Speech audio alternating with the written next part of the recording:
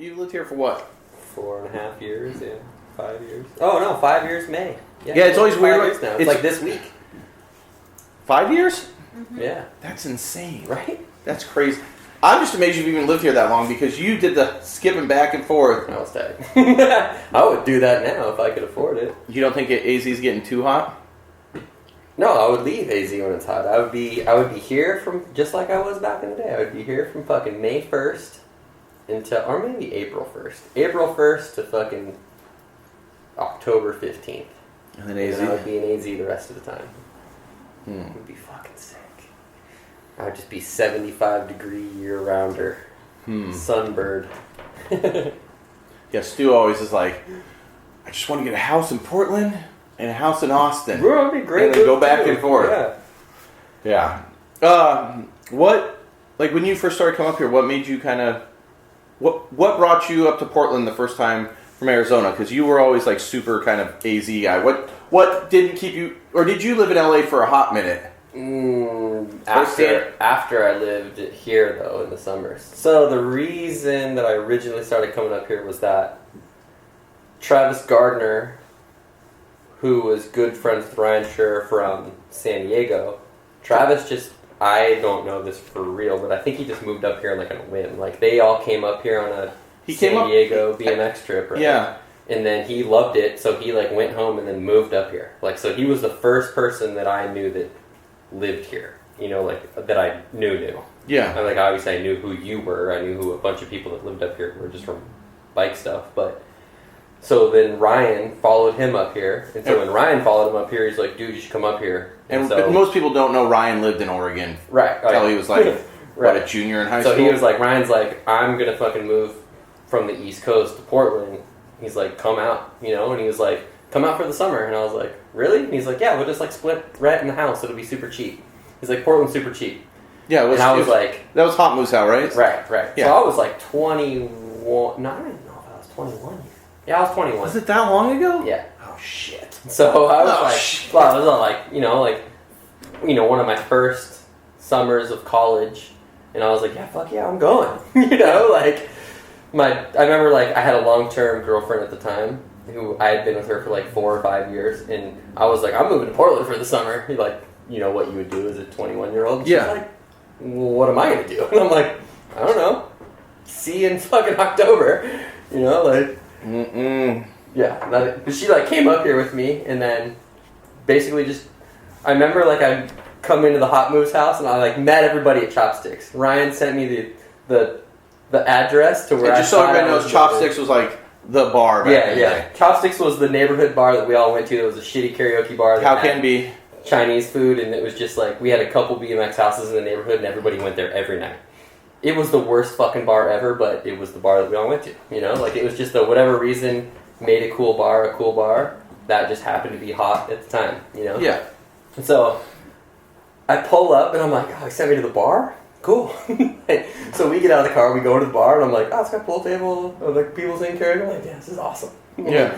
I remember, like, went down, I ate a grilled cheese sandwich at a Chinese food restaurant, because I wasn't trying to fuck with the Chinese food. I've eaten the Chinese food there. That's crazy. It's okay. Alright.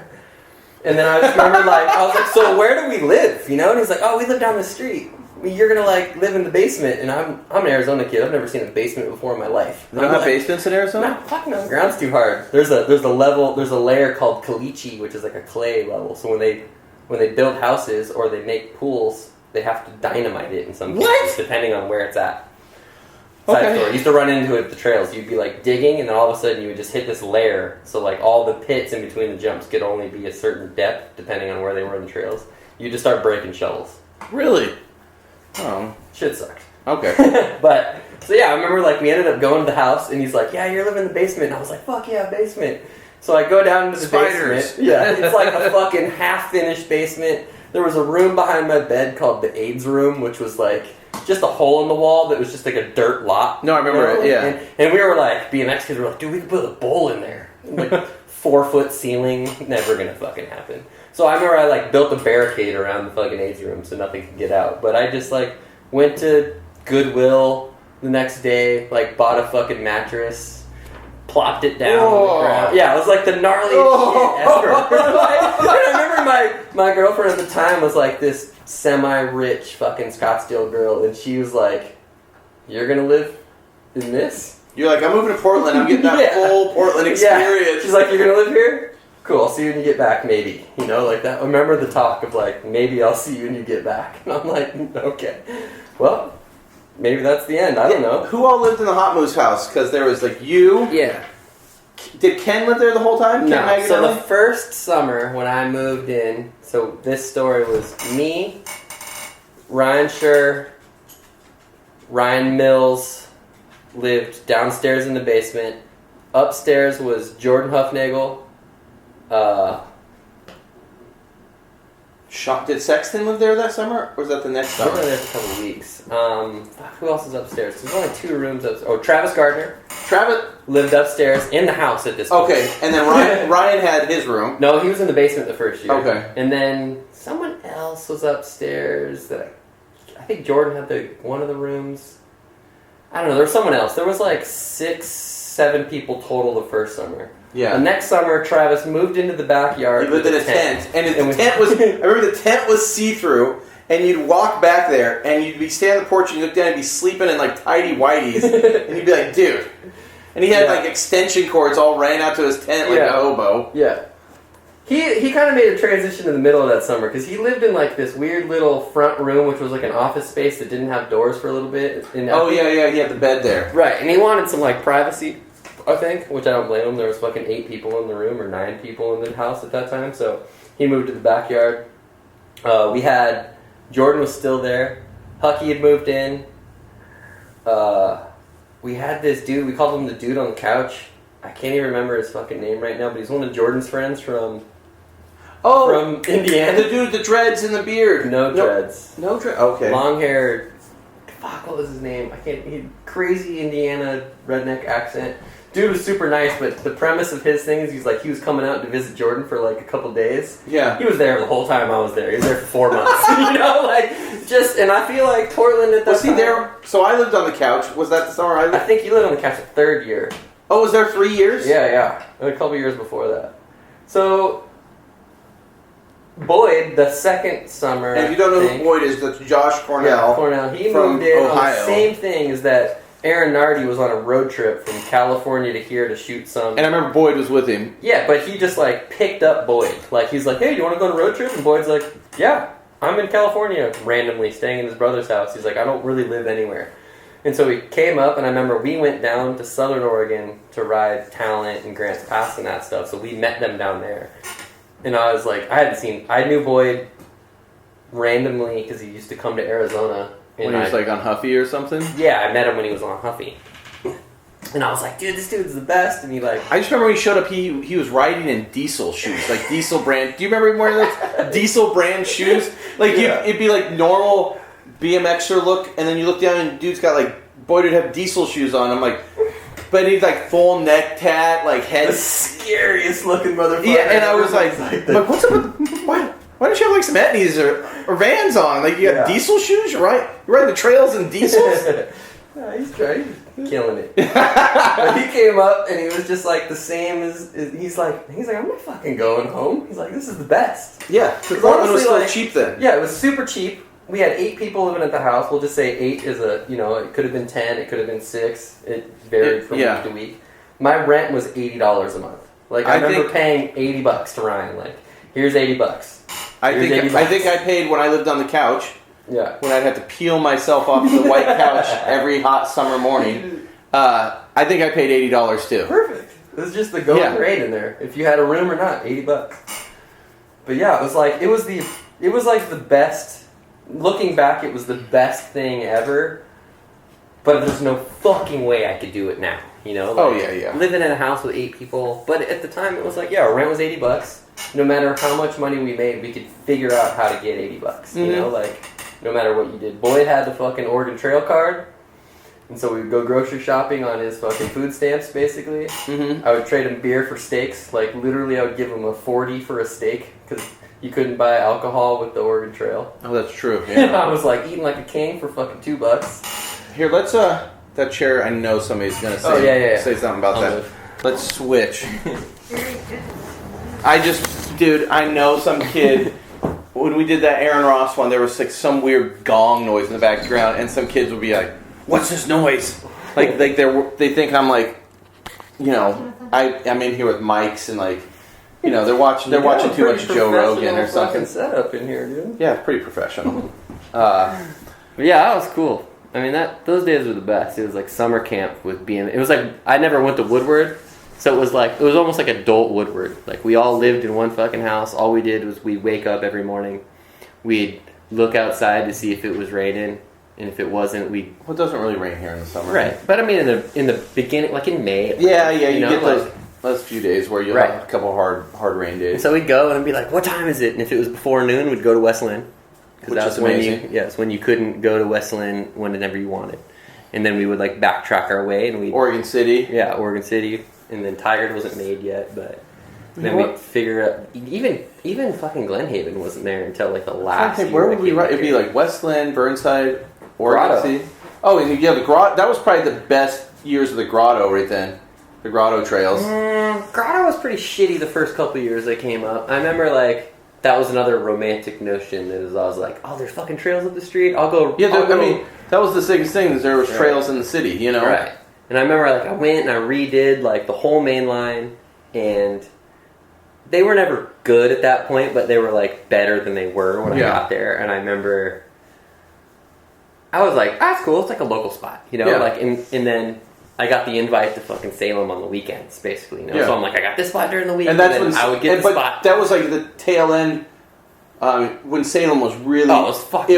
That was, like, when it was, like, it's... The peak of Soul Lane trails. I'd never seen anything like that. Like, I remember walking and then, like, putting my bike over the fence and, like, just seeing, like, the first lip in downhill, and I was like, holy fuck. They were big. I was like, damn, dude, real life just came in. I'm like, every jump that I've ridden until then was, like, it was a fucking contest jump, Like, I'm like, oh, damn, this is real trails. Like, even when I went to the East Coast, like... Really? Yeah. I mean, with the exception of... I've never been to the East Coast Trail, so I only have, like, the Soul Lane trails and, like, some of the Washington trails for me to go off, and, the Cali trails. Yeah. Like, I just... The difference between Salem and like... at that point, I hadn't ridden Posh. Posh was flooded both times that I went to ride it before I had gone on, this trip to Salem. But, like, Minersville, still one of the best fucking trail spots I've ever seen, but it was different than Salem. Like Salem, Soul Lane was like... What were the differences? I know every trail's got its differences with the way people set them up, but like... Just like they worked so good, but you had to be dialed. Like you had to land at the tops of the landings and fucking pump. Like Minersville was pretty mellow for the most part. Yeah. To compare the two. Like Salem was just as long and maybe taller than anything that we rode at Minersville, but peaky. So you had to to ride Salem correctly, you had to pull back. Right? Yeah. Whereas Minersville and some of the Long Island trails and that stuff that I had ridden before that, like the Pittsburgh trails, is you were just as well off pushing through the jumps to at least get acquainted with them, basically. Yeah. Like with the first time you go through the trails, you fucking follow someone. And you get speed. And you're just getting used to them. Salem didn't work unless you pulled back. Mm-hmm. So that was gnarly to me. It was and then the other gnarly part was I felt crazy because I got the whole trail stigma back then was pretty gnarly. You had to get the invite. And I was that at home, I was the fucking trail Nazi, I didn't like random people showing up at the trails. So when I got the invite to Solheim, I was like, oh shit, dude, I gotta go buy beer for him, I gotta water the fucking whole spot, and I gotta Who was out there riding when you went out there, It was Bean, Inman? Matto, Inman's who gave me the fucking... Matto was out there? Yeah, Matto was out there then. He was a little kid then, but... Yeah. He was there, Perez was there. He was coming down pretty DR wasn't there the first time I went, but I'd been there with DR. But yeah, those dudes to me were the fucking kings, Yeah. So I was holy shit, I get to ride with these fucking dudes. This is the reason why I came out to Oregon. I wanted to do this. Yeah. So I was the first time I got the invite, I couldn't get anybody that I lived with to go out there with me. Yeah. No one else was going out there. Ryan didn't want to go out? No. Oh, okay. And so, and Inman even was like, he's like, you can come out whenever you want. He's like, we can't get people to come out here anymore. Like, they got big. I mean, yeah, I know, like me and Bristol and a few dudes rode them, and then there was one year I went to Woodward, and I came back, and I was just like, nope. Yeah, nope. Right. I felt like when I rolled in, I was so shook, but I was like, I mean, I can't not ride, you know, like I can't fucking come all the way out here and like fucking sit on the bench. Yeah. Like, all right. And I remember like following Justin through hip line the first time, and he's like, all right, the only weird part is that on the hip you gotta like aim to the out corner. You like gotta if jump you it fucking straight. try to cheat it, you're gonna hit the tree. And I'm like, okay. I saw Tope straight Spider-Man that tree was. But of course, like the first fucking time through, and I'm like, it's going through my head, like, don't fucking cheat the hip. Don't cheat the hip. And I first thing, hit the hip. Like, remember like my elbow almost hitting the tree, like, holy fuck. Yeah. And I like tucked it, and I was like, damn, dude. And then I like picked apart that, and I didn't get through any of that shit first try, you know, like, which was crazy to me, like, not the sound, but like any set of trails I've been to before that, like, I got through first tee basically. Yeah. Like, it was, I could racer through them. Like, I had race skills enough that I would get through them, and then I would figure them out and go. Salem wasn't the case, you know, like I had to, there was nuances that were different than like a brake tap or something like that, you know, like, so that was fucking cool and scary at the same time. But I remember the biggest crazy part to me was that, like, so I brought a 30-pack of beer with me. And then there was already 10 30-packs of beer there? There was a bunch of beer there already. And so they had, like, the chill spot that all trails have, and they're chilling at the spot. And I'm, like, riding by myself, kind of. Justin would, like, dip in and dip out and ride. And it was, like, super lax day. There was, like, maybe 5 people at the trails that day. And they're, like, chugging fucking beers, like, doing fucking bong hits. And I'm like, damn, they're like straight partying. And I remember Justin, like, he probably drank like, I mean, I could be exaggerating this because this is memories, but he drank like 6 beers or something, like, did a bong hit, and then he rides downhill. And if you don't know downhill's like the biggest line of the trails. Like, it's big. It's like it's like the middle part of downhill is like 3 30-foot street spines. Like, pretty much, literally like 7.5-foot lips, 30 feet apart, and you have to pull back. And so I'm like, damn, dude, Justin's going to try to ride right now? I'm like, he's got to be pretty fucked up. Like, if I drank 6 beers and was smoking weed, I'd be sleeping in the corner right now. You know? Like, and he gets up and he fucking threes like 2 sets in a row. And I was just like, fucking brain exploded, you know? And I'm like, holy fuck. Yeah, later the afternoon went with him and Bean. They just start lighting the trails up back then. Crazy. Yeah, I'm really excited. Are you going to go? We were just talking about that earlier. Are you going to try to go to Salem this weekend? I think they're going tomorrow. So yeah, I'm going to try to go. I mean, they haven't. I mean, for people listening, the trails kind of haven't ran for 5 years. Yeah, it's been. And Montana, one of the kind of early locals, and Maddo, and a few of those dudes have got it running again, which is pretty awesome. So not the whole thing running, but it's enough to where you're going to go out there, put in a little work, and take some laps. So yeah, that's fine. I think from what I heard from Montana, they were going to get plowed this weekend. Did you hear about that? I saw like a comment that Andy made that it was so they were going to get plowed? No, Montana sent me a thing with a tractor mark going right by like the fence or something. Seen that. And they were going to plow it because of they were going to plow the woods back there because of all the homeless people. But then I guess that makes sense. Because they were like, oh, the trails we don't have a problem with, but we're just going to plow everything. And I guess all the homeless people around there, like, I guess surrounded or blocked off all the tractors so they couldn't go back there. Nice. So now they kind of just gave up on that project. So that was crazy too. That reminds me, the first time I went out there with Justin, so there's like a pond out there where they get all the water the jump. So you're like, kind of have to walk back and forth with all these buckets to water the trails. Get the day started. We're going to water the trails, and all of a sudden some cops show up, and we're like, "What's up?" And they're like, "Oh, we think there's a body in the pond." So like we couldn't fucking water the trails because there was supposedly a body in the pond. And then by the time like midway through the session, like we got enough water to water like hip line and downhill, so just enough to ride it like what we wanted to ride. And then they were like dredging the pond, like sifting the pond for a body. Or, like, they were like walking like hand in hand almost. You know, the pond? In the pond. Oh. To find they never found the body when I was there. Maybe they found a body, but like I was like, holy shit. I think I'm pretty sure that there's been somebody dead in that pond.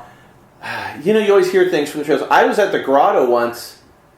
I was actually there. There's been 2 times. I was there once with Jeremy Davis, and because there's that big cliff behind the grotto trails, and people commit suicide off of it.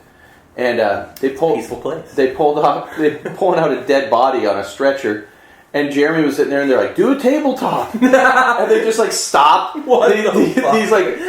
ambulance guys are like, "Do a tabletop." There's like a dead person on this thing, and Jeremy's like, "Really? Right now?" Yeah. And they're like, "Do one." So he does it, and one dude's like, "Yeah," and hits the thing and knocks the person off into like a little ditch. And then one time I went out there. I think it was like with Eric Walter and my older mate Stacy, and we're gonna get some runs, and we're starting to take runs, and we hear, "Help me, help me!" And we're like, "What is going?" And you know, it can kind of get weird when you walk back towards that cliff there. Yeah. And we walk, and somebody stuck halfway down that cliff. They like slipped on that trail, and we had to call 911, and they, all these police and ambulance showed up. There's a helicopter. Yeah, I mean, of course, they probably accredit that to why they plowed the trails, because they probably went back in the list of like all the 911 calls they got for like rescues and shit, and they're like, "This place is dangerous." Oh, you know, when in reality it was like people falling off the cliff. Oh, we know why the trails got plowed. I know why you think the lumberyard paid for it. I'm like, I know why you think the trails. We're gonna build a skate park by these trails. Let's just pay to get them plowed, so no one will go there. You really think that they would pay money? I've heard a lot of things. I love the conspiracy behind it, but I just don't see a monetarily. There was some fucked up shit that went down those trails. But why wouldn't they? There was some messed up stuff, and they never got plowed. The minute they started building that skate park, that indoor park down the street, guess what? Trails got plowed after 21 years. But they built a concrete park across the street. They plowed it. Plowed the. Well, you're gonna put that other dude. I'm buying it. Hey, if Bruce Chrisman believes it, I believe it. And he worked there. So let's run through the list of people that have worked at the lumberyard.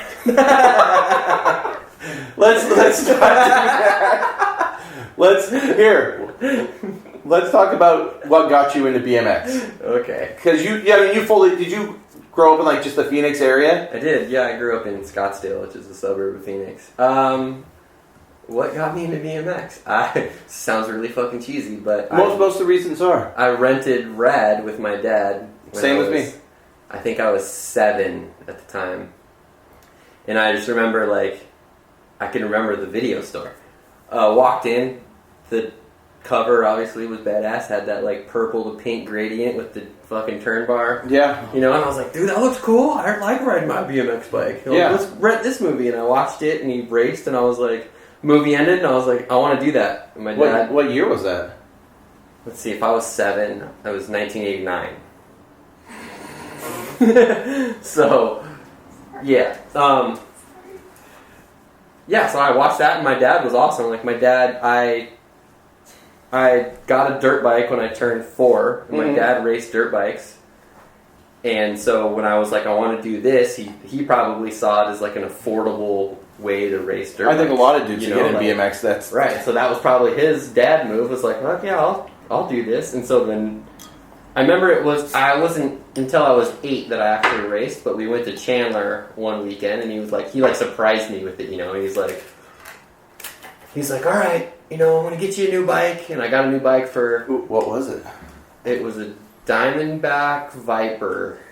Oh yeah. Well, if it was black, was it the gray to black? No, it was chrome with black. Okay. Black decals. And then so I got that, and then a couple months later, he's like, "All right, I found a racetrack. Let's go to the racetrack." And so I went to the racetrack.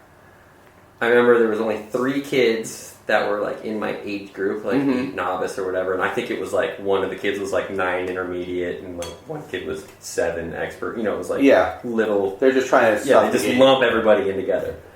But I got 3rd out of 3 people. But I was so hyped, I got a trophy, and I was just addicted. So we went to that. We went to Chandler, was my home track when I had first started.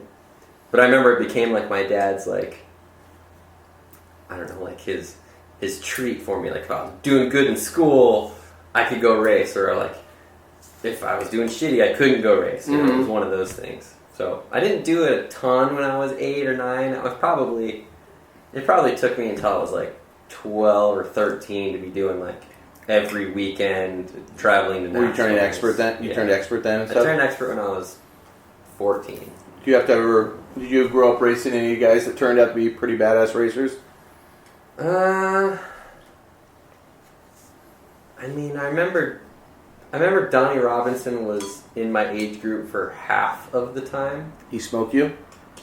He did when we were like, he did everywhere except for Black Mountain. And for whatever reason, like we were like Black Mountain locals, so we always did good on our home track, like home court advantage. But I remember he was like this cocky little shit, and he was literally a little shit. He rode like 1 3/8 wheels until he was fucking 17 or something. Whoa! Like he was just like.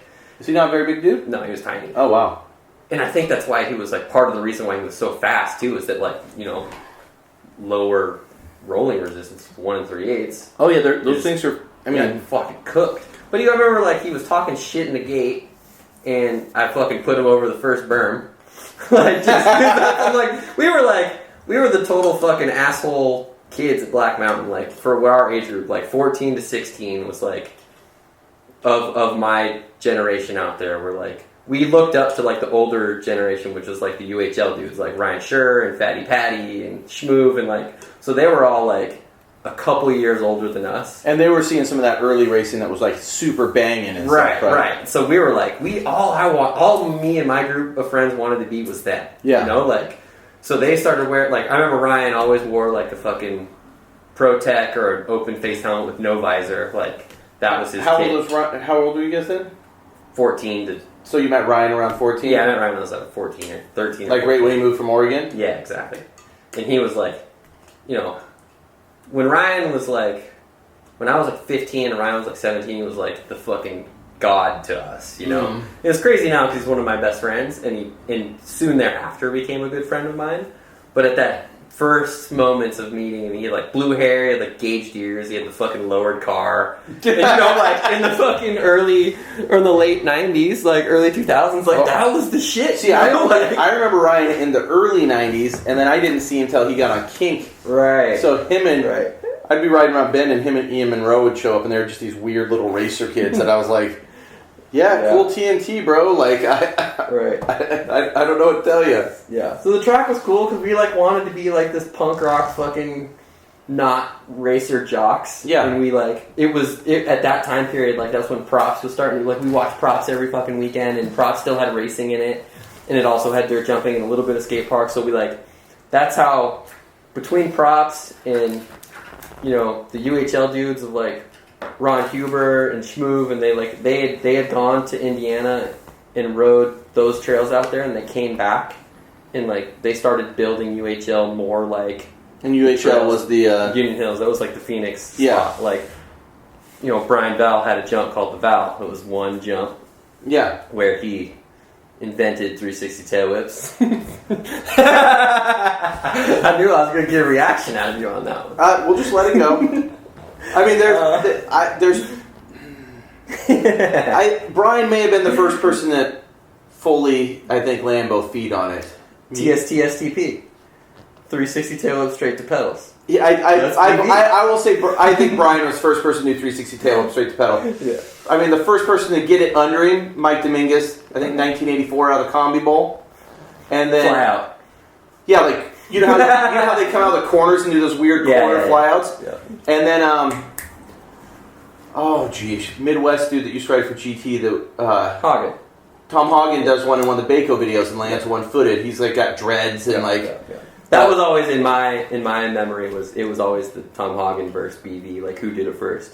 None of them cared. I'm sure even Mike Dominguez even cared less. But to me, like the little BMX kid at the time, like the dude that invented this trick. Oh yeah, Like that's the fucking dude. Oh yeah, no, Brian, dude.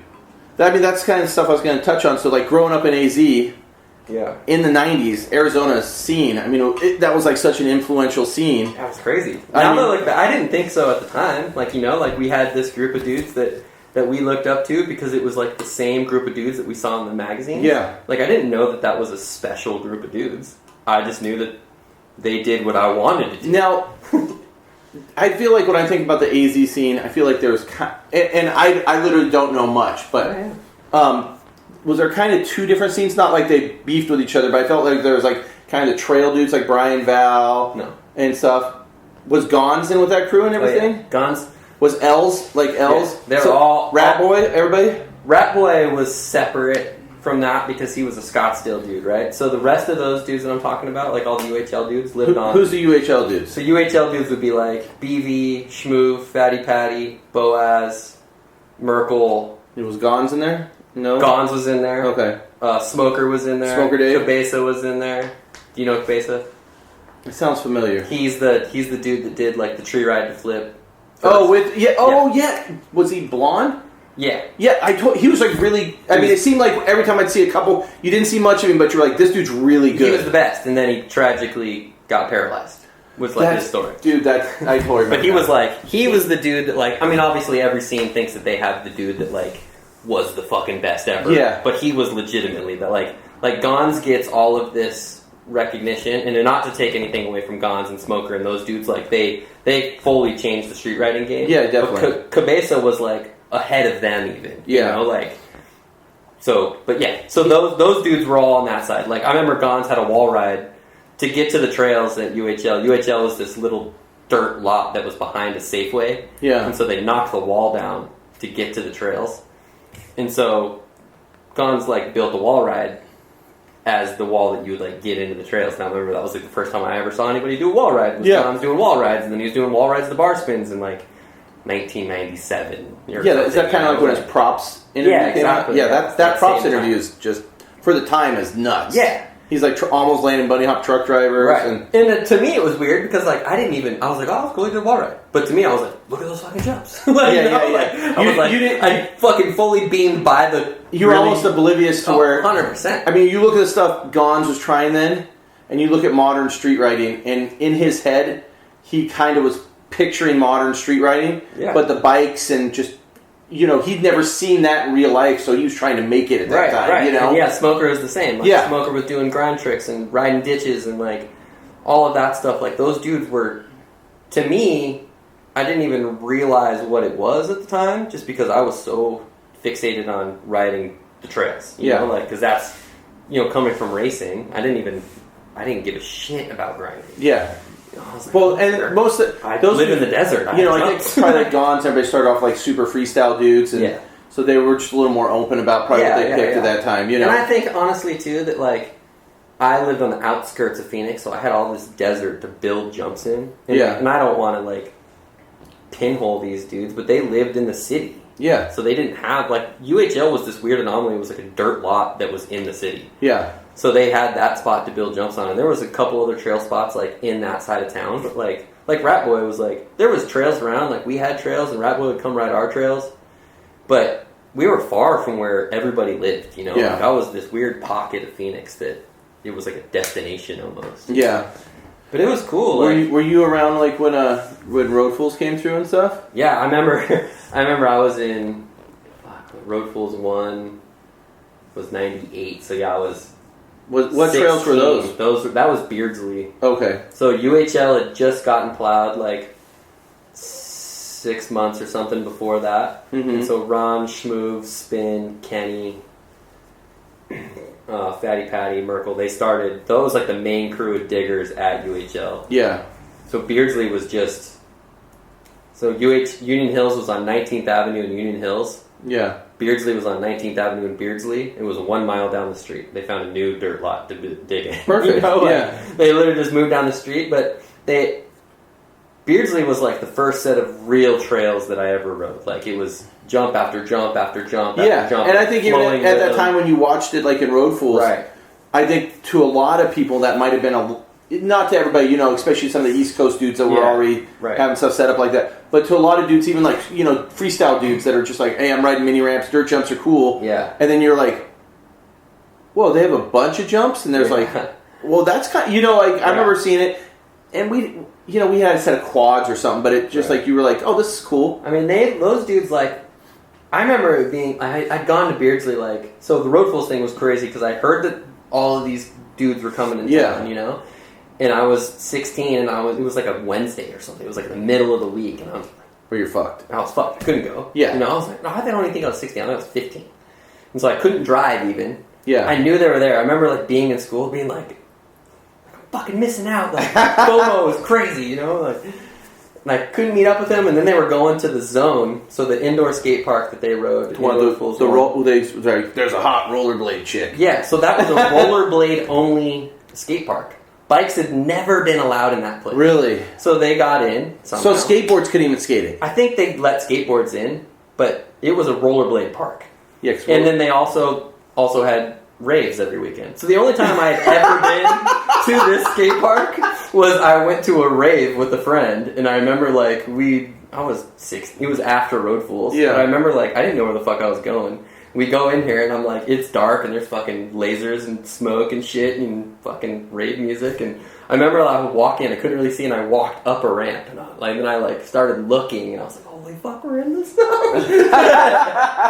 But I don't remember where I was going with all that. Oh, just those dudes showing up. But yeah, those dudes showed up and like Beardsley was a fucking crazy thing that I couldn't get through. Like I don't know if I just wasn't good enough or I wasn't heavy enough or something. But I had my own set of trails. And so I saw how they were building their trails, and so I made our trails as close to that. You know, like our trails was like a 6-pack originally that was like jump a jump, fucking pedal for, you know, it seemed like a quarter of a mile, hit another jump, pedal, hit another jump, and then my friend Dom and I basically just started putting jumps in between those ones, and we ended up with a 12-pack, and then we built like a style jump, which it seemed like the trick jump that everybody, like Beardsley had, their trick jump was called Penguin. You always gotta have a trick jump. It was like, you gotta have the a trick jump. stupidest thing, so we built one of those, and then I remember springtime comes around, you're like, let's make the landing a little soft. Right. Phoenix is pretty suburban sprawly, so there was the UHL dudes, and then we were in Scottsdale, which is like on the very north side of town, and there was only a couple of us, and then Chandler was like a whole other group of dudes, so it was like Little Lip Joey, Lucas Porzio. Oh, Lucas Porzio, yeah. So then there was like a couple other dudes in that scene, and then I remember we had a trail jam one year at our trails that was with Little Lip and Lucas. So Lucas and Joey Samolchek had a company called Little Lip Products. I vaguely remember that name. It was like a big deal in the Arizona scene because it was like I said with the UHL dudes, there was like the other side cool kids started a clothing company. Yeah. You know, like, and so they had a jam at our trails, and it was like every scene came together. And I remember the jam was crazy. I was 17 or something. Oh man, I might have been 16. But our trails was basically just a 12-pack and a style jump, and then some like little kids jumps that we made so the little kids wouldn't fuck with our spot. Yeah, you It kind was of across the street from the apartment complex that I lived in. And I remember Joey being like, yeah, let's have a jam. And I'd been to a Little Lip jam before. Like, they had like one jump in Chandler that they had this jam at. And I was like, yeah, let's do it. I was psyched. Like, I was the cool kids were like letting me in the group, you know? Yeah. And so we made flyers like you would as a kid. We like handed them to every fucking person we know. Like, I think I gave them to every single person I knew in high school, you know? Like, I was like, this is basically like a party. Everyone would come out. So we envisioned like, and I remember we like went to the neighbors and we ran power over the wall so we could have like a PA system out there. And I remember like knocking on the doors like, hey, we're going to have like some friends come out and ride bikes. Like, is it cool if we use some power? And they're like, yeah, sure. Use their hoses and water stuff down. And I was like, all right, maybe like 50 people are going to show up. There was like 400 people in the trail. God. There was a fucking parking lot of cars like in the desert, looked like a rave, you know, like just cars everywhere. And I remember I woke up in the morning because I was going to go water and fix all the trails, and there was already people out there at like 9:30. I'm like, what the fuck is going on right now? Yeah. But that was like, you know, Ryan Scher actually won that jam, you know? Like, yeah. So it was like everybody came together, and it was like a big, I got to meet everybody at once, you know? Yeah. And from then on out, like, we basically had like a different crew that we'd go ride with, and that's where I like, basically from that jam on is when I formed my like good friendships in BMX. Yeah. Who was in that crew? Like Ryan and... Yeah, so it was still like the two sides of everything, you know? So it was like Ryan and I became pretty good friends from there on out, I would say. And then me and Joey and Lucas and Dave Taylor were all pretty good friends too. So I was kind of cool because I had my own spot that I could, and they would come to me, but I also could like go ride their stuff on each side of town. And on the UHL side of town, Beardsley was running. There was 3 other spots. There was a spot called North Canyon that was like behind a high school that had a couple lines, and then now I look back on it, we had like 5 trail spots in Phoenix that if they were one trail spot, it would have been bigger than Posh. You know? But they're just fucking spread everywhere. Yeah. And the jumps were all really good somehow in the desert. But yeah, I don't know. That's so weird to me because I grew up kind of in the desert and I don't know how. Shit. We had, but from I think I was like 18, we heard about some really good trails in Prescott, which is like an hour and a half north of Phoenix. And so I remember Ryan and I finally were just like, let's just go fucking look for them. Like, I think I know where they're at. You'd go look for, you'd drive around town and you'd see, like, look for you'd see somebody younger or something, you'd be like, hey, do you know where these BMX jumps are? And I think someone had met Baker like a couple weekends before, and they were Baker's trails in Prescott. And so someone told Ryan, like, kind of where they were. So Ryan and I jumped in, like, we borrowed his mom's Nissan Pathfinder, and we, like, jumped in it, and he had, like, his girlfriend at the time came with us, like, and so we just, like, drove around Prescott, like, we found the trails. They were it was, like, the same awe that I had, or, like, when I went to Salem the first time, was, like, 20-fold when I went to Baker's first set of trails. It was, like, the biggest fucking jumps I've ever seen. Yeah. And he was already... What year was that, probably? 2001. Okay. Maybe, I think... No, maybe it was... No, I was still in 2000, I think. I don't know. I think I just was graduating high school. I think I was still in high school. But he was already just as good as he's always been, like suicide double trucks and like... There's dudes like that. 3 whips and spinning both ways and stuff. And like, I'm like, who the fuck is this dude? Like, this is insane. But we met Baker, and then, Baker and I became really good friends from there on out, and Ryan moved away. Ryan moved to Boston. That's when he got on Kink. So I was 18. So Ryan moved to Boston, got on Kink. A couple months later, he called me and he's like, hey, do you want to ride for Kink? And I was like, are you joking? He's like, no. Like, I'll send you stuff. Like, I'll get you stuff sent. Like, what's your address? And I was like, oh, okay, cool. I'll get like a fucking sticker pack or something. A revision B? I did not get a revision B. I remember that they had just Phantom Lord? You get a Phantom Lord? No, I didn't get any of those. I got whatever parts that I wanted. I didn't get any frames when I first got on. I remember I still have the 2 T-shirts that I got. So I had like the New York license plate. Yep. I got that. That's a classic. That's a classic. The Kink BMX with the red and the black and the yellow, with the stripes and the star in the middle. I got those. That was my first box. Was 2 T-shirts, and I was like, "Fucking got 2 T-shirts!" Yeah. Like Ryan sent me 2 T-shirts. Like, not. It wasn't even that. Like, oh no, it wasn't even like I was on Kink. It was just like I got fucking T-shirts. Yeah. Ryan, he sent me stuff. The parts or the company that he rides for. This is crazy. And then like a couple months later, he's like, "All right, we're gonna send you like a bunch of parts," and I'm like, oh, "Okay."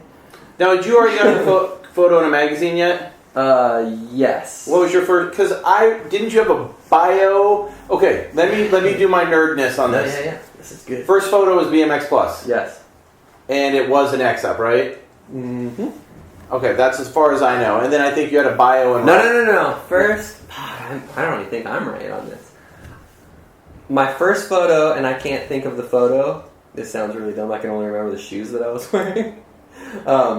Was at Baker's Trails in Prescott. Adam Booth shot the photo. It said unidentified flying object because he didn't know my name. I was an unidentified my first photo too. Perfect. So Booth didn't know my name, but he ran a photo. I think it was a no-footed can, but... And then from there, the next photo was I had a little bio in BMX Plus. Oh, it was the bio in BMX Plus? Right. And so he ended up coming back. But I remember seeing that Right, the X up into the vert wall at the skate park. Oh, yep, I know. So that was, I worked at a skate park, which was SDG, which turned into California Skate Parks in a roundabout way. had like a showroom skate park in Tempe. Oh, cool. And so I worked there as like basically the lifeguard, which was the best because all I did was ride a skate park. Day. So that's where all that stuff came from. Kind of back on that early AZ scene. If I don't ask if you have any good Gone stories, I'm gonna have somebody bitch at me in the comments. You got any like good Gons or Rat Boy stories? I'm even down for an L's one because I was always kind of into L's videos. God, those dudes were so removed from me. I don't really have that many good Rat Boy stories. We never really got along. I don't know. I was the fucking dirt trail kid. He was the street ride kid. I'd get pissed when he choked to the trails because he'd fucking hack all the landings off. And so I would fucking yell at him, and he would probably do the same if I went to the wedge, which I hated going to the wedge anyways. But, I love the wedge. It was a fucking rad scene, but I wasn't doing what those dudes were doing. Yeah. So I didn't feel like I had any business. That wedge scene was like Gon's Rat Boy. Who's the... I'm forgetting a dude... I had a bunch of... The wedge dudes had their own scenes. Who was that? Jeremy McKinney. Who's that gnarly dude? He had his part in a ride video. Chris Toth. Chris Toth. Chris Toth is UHL side, so he's still on the other side of town. Okay. Yeah. Okay. So that dude was a... He was nuts back in the day. Nuts to this day, I'm sure. Yeah. I don't know. My... Gons, to me, was always crazy because to me, he was always this super normal guy, right? Yeah, I know. Having conversations with Gons, he was incredibly intelligent. I've had those conversations with him. Which I fucking really loved about Gons, is that you could have these, sometimes it was about crazy things, but it was like a really intelligent thought process. And for whatever reason, it seemed like when he got around a bunch of BMX dudes that he had to, act like the Gons. Yeah. Which... to me was always crazy, and I know that that's part of his persona, and maybe that's who he truly is, and to me, I wasn't fucking crazy. I don't think I was that crazy, so he played normal guy to me. Maybe that was the case. Yeah. But it was always weird to me that, I would see him acting crazily, and I think he did it a lot to, get a reaction out of people. Is how I would justify it in my head. But I remember, the first time, I was from, an upper-middle-class neighborhood, I was the poor kid in the upper-middle-class neighborhood, living in the apartment complex. But I'd never seen anyone, fucking eat food out of a trash can. And that was, my first fucking Gons experiences. We went and rode this skate park, and on the way home, we stopped at Wendy's, and, I don't know, he was just, digging through the trash, eating chicken nuggets, and, and I was, so weirded out, but I was like, I guess, that's fucking free food. Cool. Yeah. So kind of, let's keep going with the kink thing. How did you end up fully getting on kink? I don't think there was ever a time it was you're on kink, I think to me at the time that they gave me some free product and some stickers, and so from then I was loyal, right? Not that I was telling everybody that I'm fucking sponsored by kink, but I'm you fucking send me this stuff, I'm gonna put the stickers on my bike. I wanted to know that you wrote a revision B, but I didn't write a revision B. Actually, I wrote a fucking S&M for probably a year before I got. My first kink was a Freebird. Oh, so it was the normal one, right? But I rode an S&M with kink stickers on it for a year probably before. Yeah, I rode, and I always had dirt bikes. But it just kind of weirdly evolved. I remember Ryan was like, "Yeah, we're gonna film a video. You have a video camera?" And I was like, "No, but I'll get one for Christmas." Or I'll ask for one for Christmas. And so my mom got me a video camera for Christmas. This little shitty fucking $100 camera. And so I just met Billy Fernevsky. Right. Oh, I was going to ask you about. I was going to ask about him. This time period of that BMX Plus. We can go into that story because this is all in one. Yeah. So that BMX Plus interview came out from me working at that skate park. Billy lived in Cave Creek. And if people know this is Billy Spin Mag? Yeah, Spin Mag Billy. Billy Spin Mag.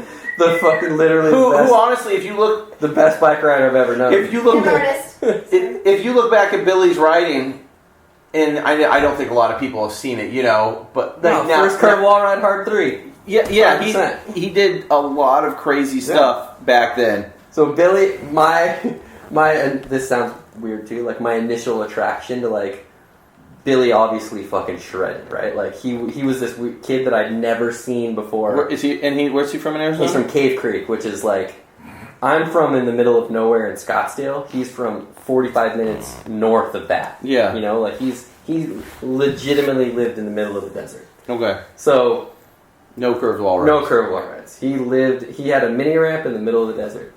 But he came and rode the skate park, and he looked like Punjab to me. He looked just like Brandon Punjab. And he rode a standard, and I was like, holy shit, another kid that sweats the East Coast dudes super hard, you know? Like, I was the East Coast, I sweated East Coast trail dudes.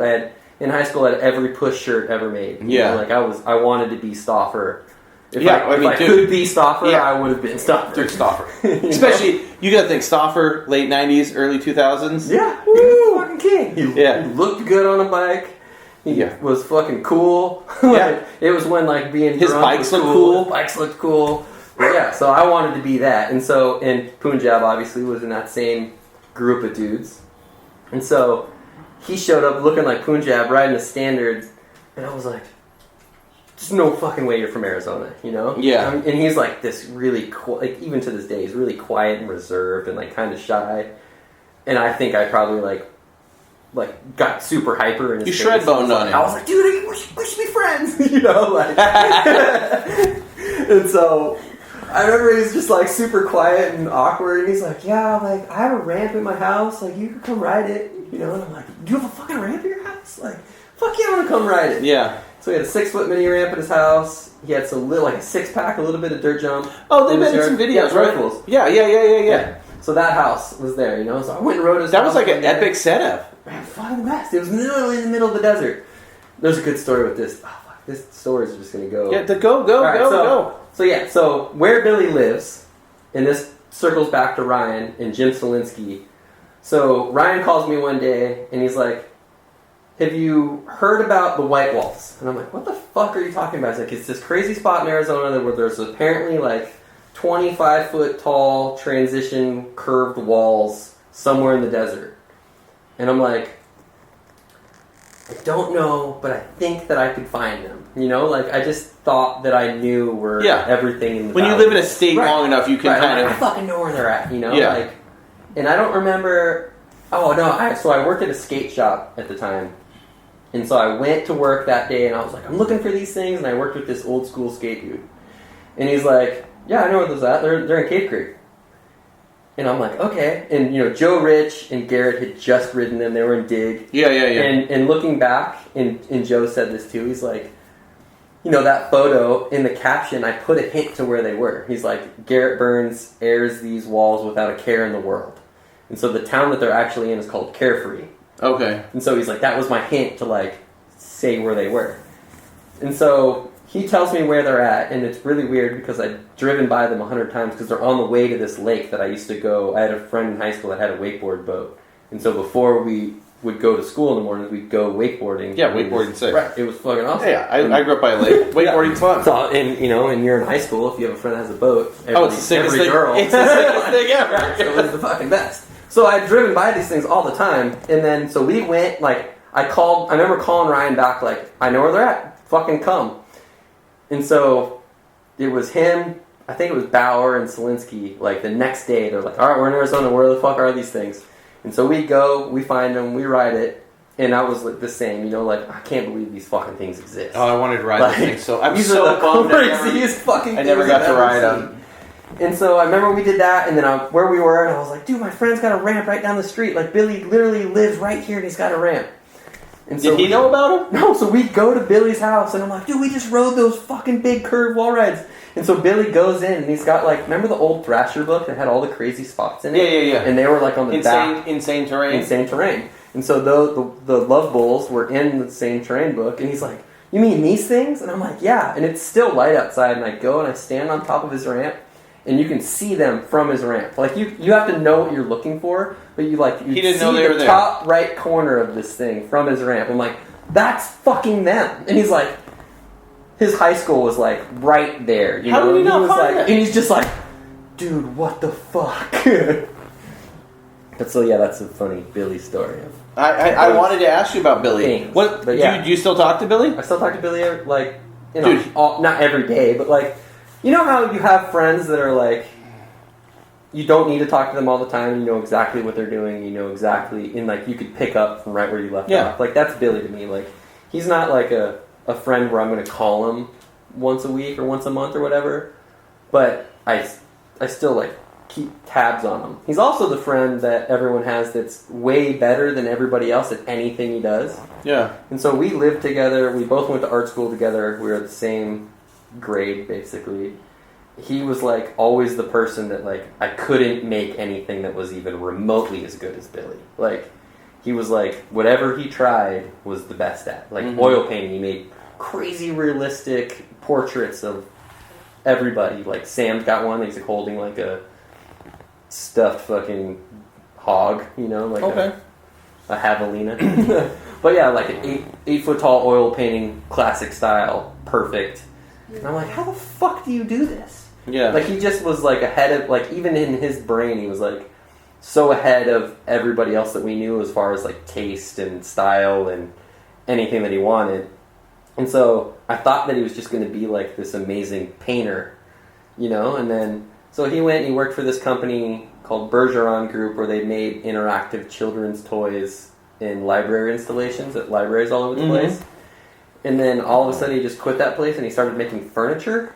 Like he's a woodworker now. Him and Jay Miron. Yeah, but he's like covers of magazines woodworker style. Like that's great. Insane. I'm like, how do you just fucking know how to do all this stuff? Yeah. But he's just that dude that's just good at everything. And it's funny because that was him with bike riding. Like he was just inherently good at bike riding.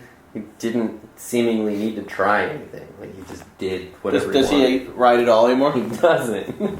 He doesn't. He's coming to Whistler. Yeah. Oh. And so he's got a bike. Like I think. Does it have a spin mag? Do I need to find him one? I think he's got one still. I don't think it was on the bike last time I saw it, but yeah, he's coming. Well, he came to town 2 years ago, like on a work trip. Yeah. And we went to Newburgh. He hadn't ridden in 2 or 3 years. So we go to Newburgh, and you know the stupid fucking dragon's tail rail? Yeah. Double tires it. Just like fucking chilling, like, yeah, just fucking. I think he flared a quarter that day. Oh, he flared a quarter, okay. I hadn't ridden All right. in forever. Like, but yeah, he was the first person I saw do curve wall ride hard 3. He flared a pool, like a real fucking pool. I have a bunch of footage of him. Crazy shit. Jordan gave me all of his old tapes. All the Lifeline stuff? Yeah, and we should make a video. I'm going to make a video out of it. It's just like, there's actually kind of a lot of stuff where it's just like, you know, it's going to be like, I got to sit down and actually get at it, you know? Yeah. I remember, like, Billy was always the dude to me. Like, I felt like Ryan was like that with me. Like, it was like the friend that, like, you wanted to, like, hook up, you know? Yeah. And to me, that was Billy. Was like, I'm like, you're fucking way better than me. Like, why do I get the free shit? You need the free shit. Yeah. So, yeah, it was always like, but he didn't care, you know, like, he didn't care about any of that stuff. He literally was like the bike rider that wanted to just ride bikes and not. Yeah, well, that's what you should. I mean, that's what everyone. Well, I mean, it's so fun. I mean, it's so fun to get filmed, but you know, just let's just be bike riders that ride bikes, you know. And everything happens. I mean, like that. There's nothing wrong being sponsored, but some people actively was shied away from stuff, which was funny. I mean, I think that's what makes legends, right? There's a lot of dudes you see shy away. I had to talk about fucking Hango. Oh, Jordan Hango. Jay Maron told me he's the new Canadian beast. I call him the new Paul Buchanan. Dude, I know that's big shoes. I park my van in front of Hango's house once a month. Nice. So yeah, Hango is literally, he doesn't even care. No. He goes to work every day. That's just him riding. Yeah, batshit crazy. He is insane. Dude, I still think he's gonna win the fucking X Games thing when you probably filmed it in a day. I mean, by the time this comes out, that trailer will probably be a week old or something. But that trailer was nuts. It's fucked. Dude. The whole thing's fucked. The whole thing was fucked. Hango, dude, the craziest thing, when I drive through Vancouver, and one of those, I think that Fit video where he had the first full part, he does this rail hop into this crazy steep bank. I don't know if you remember it. Dude, you roll up on that thing, and the bank is basically a wall ride. Yeah. Like, it's not even a bank. I don't even understand it. You see some of the stuff he's done there, or you just pedal around that city with him, and he's a monster. Yeah.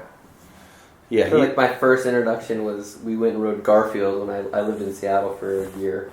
We went and rode Garfield with Harrison, and I think Harrison had just ridden that with Hango. And he's like, yeah, there's this fucking kid from Vancouver. Oh, he was probably pretty young back then. Yeah, and he was like, I mean, this was 2006. Because Hango's probably like early 30s now. Yeah, so he was probably young. He's like, there's this fucking kid from Vancouver that aired that thing like 5 feet. Oh, I believe it, yeah. Like, what? That's not even possible. Yeah, dude. He is... And to me, like, Harrison 540 tail tapping that thing is still impossible. Oh, shit. Right? What was that in? I don't know. I just Harrison...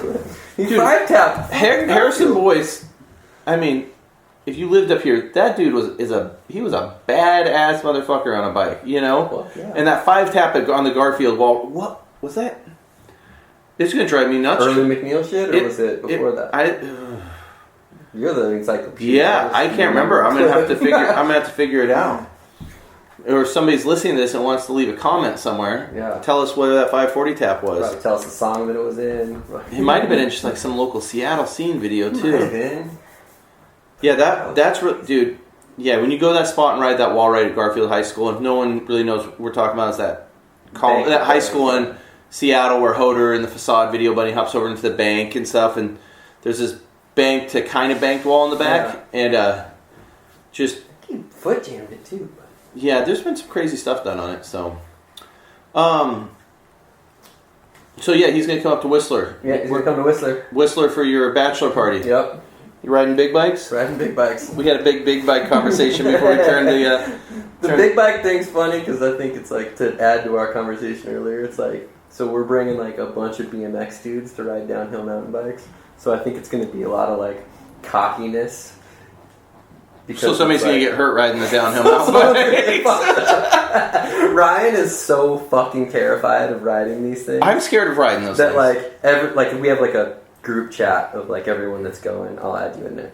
But it's like every day it's like Ryan's like, me riding Whistler, and it's like some dude just dying on a mountain bike, you know? Like every day I'm like, where do you find these fucking videos? But he's so scared, and to me it's hilarious because Ryan's another one of those dudes that like, he's gonna be the dude that like grabs the mountain bike and he's like nervous for like 13 seconds, and then he's gonna be like, oh look, a fucking no-hander, a 50-foot jump, you know? Like, dude, Ryan is so good at riding bikes. It's fucked up. Like, you look at this year at Backyard Jam, like, or not Backyard, the source things. Yeah. Like, he killed it. He never rides. Dude, here's the thing with Ryan, and we both known Ryan forever. Ryan's that dude you see in videos that you're like, this dude's good. But then you get a session with him in real life. You have to. And you go, oh, this dude's... And I don't think everybody knows that because, you know, not everybody gets to ride with everybody. Right. But when you ride with Ryan in real life, especially like riding cement parks around Oregon with him, he just drops in all these opposite corner air, different... Dude, it's insane how good he is. Yeah, there's like a handful of people that you have to like actually ride bikes with to appreciate. Yeah. You know? Like, he's definitely one of those. Let's get in that big bike conversation we're talking about. Shit. So Casey and I, before this thing started, we've been having these conversations about like, you know, big bikes, dirt jumpers. And what I said earlier is there's a lot of stuff that goes in those, but you see like the Crankworks contest or anything like this, it's just a BMX contest.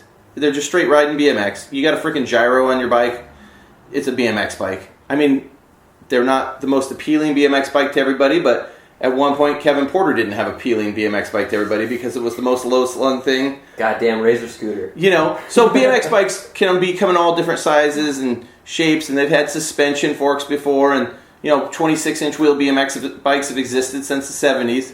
But I was telling Casey, and we were kind of going back and forth on this, it's just a weird ploy from the mountain bike industry to take money from BMX, and I know there's going to be more into it, but they're just a weird ploy so they can have their own contests and market things as mountain bikes when no one technically is riding a mountain on a dirt jumper. If you're going to a skate park or you're just riding dirt jumps, you're riding BMX. It's a BMX bike. So do you think that, and I'm asking this, do you think that the mountain bike industry made that a choice, or do you think that it was the riders? Do you want me to get in my conspiracy thing about it?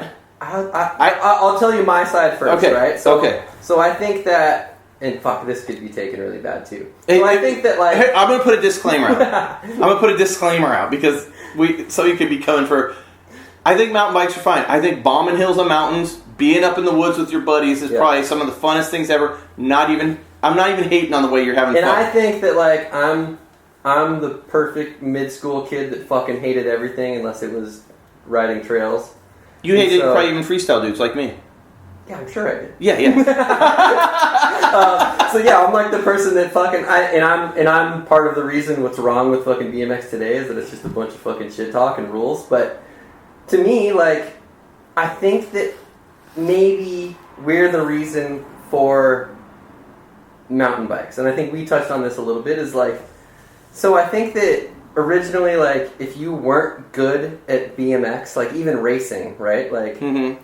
I always joke that mountain bikes are where BMX dudes went to die. True, right? Yeah. So if you couldn't cut it in go look BMX at Go look anymore, at Instagram. right? You would. I think it's different now, but at the time, in the early 2000s and into the late 2000s, if you couldn't cut it on BMX, you went and rode mountain bikes and you fucking made some money. Yeah. And so I think the hate side of it, we fucking hated mountain bikes. Yeah. No, so those dudes couldn't come back. You ain't coming back. You ain't coming back. So I think that they just capitalized on it, and then the culture kind of took that side under the wing and took that as their own. Yeah. And it became its own thing. And now I think I agree with you that the Crankworks contest and dirt jumping is dirt jumping. It's BMX on whatever bike. But those dudes have finally, and not finally, those dudes. It's fucking insane. I'm not even Semenuk and Reader are they could win any BMX contest. They're sick. So here's how I look at it. I don't think it's the ugly stepchild anymore. We should all be. Yeah, here's how I look at it. Late 90s, dual slalom mountain biking's in. BMXers going to dual slalom contests, killing it. Dave Cullinan, Pistol Pete, frickin' Brian Lopes, all these dudes killing it. Daryl Young killing it. So they're killing it, and I think dual slalom bikes. I'm not a mountain bike guy. I just have homies that ride it, so don't come at me. But they just have front suspension. They're basically like big BMX bikes. Right. Then dudes start making some money going into that. They start just riding those bikes all the time. Going riding jumps. They're like, well, I'm making money on. They're still BMX kids at heart, right? They're BMXers. So there was a time in the late 90s where there was some extreme mountain bike BMX hate. Yeah. Just like skate BMX hate. It was we needed something to hate on. Yeah. But really at that time, too, at the late 90s, it was kind of the time where BMX was laying down some hard rules. You had the trail guys. Don't do a bow-legged tabletop. Don't do a bow-legged X-up. These are all still facts. You know what? My freestyle side of me, I can show you maybe a few bow-legged tabes that I'm really into. But, you got 4 pegs on. Everybody's bikes became like spitting images. It was kind of killing off the freestyle side of things. Yeah. Just lots of heavy rules, they've laid down. So BMX, I always tell people, I think it became too hardcore in the late 90s, and it killed a lot of the freestyle spirit of things. So keep going on and on. People are riding. I think the mountain bike industry went, BMX doesn't want cruisers anymore. Yeah. BMX doesn't want these old dudes who want to ride, but they're getting shunned. Yeah. We got a dual slalom bike. We're just going to kind of make it a little different and call it a dirt jumper. And now that's morphed into this thing where people literally go out and they think they can't ride a dirt jump without a dirt jumper bike. Yeah. And they call things mountain bike skate parks, and they're just ramps. Yeah. People come up to me and go, there's some mountain bike jumps down the street, and it's just like if you were growing up, it would be like, it's a BMX jump. So it's fully pulling from our culture like this. But when I look at it, I don't even want to hate on people. That it's like you're riding, you're having fun, you're riding a skate park, you're doing what I'm doing. You're riding BMX. When people rode BMX in the early 70s on Schwinn Stingrays, that's not a BMX bike, but the act of doing it, you're riding BMX. Right. So if you got a bike with suspension, I mean, you had some badass racers riding the answer forks in the early 90s. I'm not going to hate on these dudes for having... It's just BMX. And I get mad that the mountain bike industry morphs everything into it's mountain biking, and it's just taking from our culture and taking from it. When I'm like, dude, you guys are sick. Come ride with us. You're doing what we're doing. Let's all get together and make this big. But instead, it's put a divide in, and you have some of the most badass BMX dudes not making any money, and then you have dudes doing the same thing on this side, but since they have a 26 or 24-inch wheel with a locked-out fork, it's a whole different gambit. So it's interesting that you said that, like, they're taking from our culture, basically. Mm-hmm. You know, so like I watched this video about like the history of free ride. Yeah. And so basically, do you think free ride's different than dirt jumping though? Yes. Okay. So, but to my point is that mountain biking, and this is all evolving at the same time, right? Like the BMX dudes coming over and like evolving that side, and then the free ride dudes kind of evolved it on their own. But that's the dudes like jumping off the cliffs, right? But when you said they're taking from the culture, like I think what happened was that mountain biking was so fucking gay at this time. It was like Hans No Way Ray and like like just like it was just kooky dudes in the 90s that looked like kooks. Yeah. And so when the BMX dudes came over, and then the freeride dudes were all like, to my super limited knowledge. We don't know. Like, we actually really don't know anything about mountain biking. So it was like, but it was like the BC dudes that were skiers and snowboarders, and so they just adapted that mindset to mountain bikes, which is freeriding. So basically, they were taking the ski culture, and adapting it to mountain bikes, and then the other side was BMX dudes.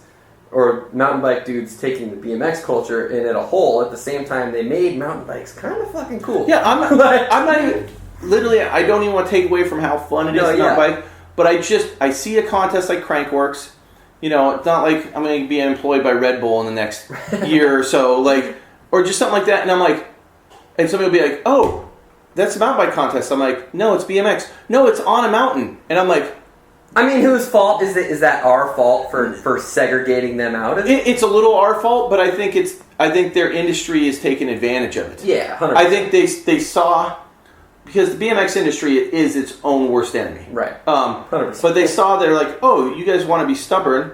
We have a full marketing team over here. Yeah. And now we have everybody paying so much money to ride a bike and do what you do, but they're paying 3 times as much money for it. Yeah, which in the BMX side made it even fucking gayer. Yeah, like, oh, you're making more money at like the easy route, almost. Yeah, I mean, I just feel like where BMX is going. I mean, BMX is crazy right now. Like, you look at the Feast contest, that's insane. You look at the Vans contest, that's insane. Yeah. You look at that Real X Games Street, it's insane. I would just like to see, hey, Red Bull, Cranksworks, just open that contest up to everybody. Doesn't matter if you're riding a BMX, if you're riding a bike that's meant to do tricks on, so technically a freestyle BMX bike, let them enter the contest. I'm going to get some shit for this one. I don't think the fucking top BMX dudes could ride those jumps. Now, do you think they could ride them if they were groomed properly? Because that is one difference I feel like with dirt jump mountain bike jumps. And BMX, if you really want to break it up, is if like you looked at Dreamline compared to maybe Crankworks, I feel like Dreamline's jumps, they were enormous, but I feel like they probably were groomed better.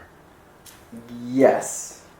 Yeah, I don't know. Dreamline was crazy. So, I don't know if anybody knows this. So I was part of the Dreamline build stuff. So I didn't help build the jumps, but I did all the wood stuff, and I helped test the jumps with Nutter and Aloise and Maddie. But Dreamline to me, like when we were like in the build and building this stuff, we're like, dude, we're gonna like in our mindset, I'm like, we're gonna eliminate the jocks, like the trail dudes are gonna shine. Yeah, like, and Dreamline, these are like real fucking jumps. They were enormous. That the fucking jocks have never seen. You know? And so the mindset of that was like, it's a trails contest. Like, dude, this is the contest that BF is going to win every one of. You know, like that was basically in our mindset. And then what we learned was that, you know, I'll just say it personally. Like, my dismay was that, like, dudes like fucking Kyle Baldock or Pat Casey that don't necessarily ride real trails are fucking so goddamn good that they kill that shit. Pat Casey was nuts at those guys. Yeah, it was like mind-blowing. I'm like, this dude's never rode a fucking box jump. Pat Casey... He's only rode a box jump that's here's 8 feet the thing tall. I noticed about Pat Casey. Pat Casey's an amazing bike rider. Yeah. He jumped that thing straight and you're like, this kid is going to die. Yeah. The next run through, he'd 360 it and get the smoothest landing with the hardest pump out of it. It was like the fucking coolest thing to me. Like, because I'm a fucking hater by heart. Like, I fucking hate those rocks, you know? Like, I used to go to those contests and just, like, fucking make a line of, like, if you're fucking serious, go up there. Yeah. You know, like... But because, honestly, it's like, I knew that I was at a contest, I was going to get fucking last place, because I did 3 tricks.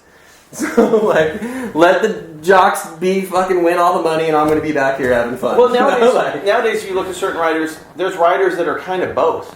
Oh, totally. You know, you look at, like, and the Dennis Anderson, he can do all that stuff, and he's still so stylish, and he's still got hella street clout, right. You know? And I think, like, and I'll only say this for me, like, I think there was a thing of my time period where it was like, you had good style or you did crazy tricks. There wasn't, like, a mix of the two. For the most part. There was, but I think there was obviously... There's, like, Taj. Yeah. Taj was the dude that you could have said at that time Yeah, period. there was, like, crazy crossovers, but, like... and I'm just going to speak, like, personally. Like, I didn't care about doing 360 tail whips or backflips. Like, it just never was romantic in my eyes that I wanted to do that stuff.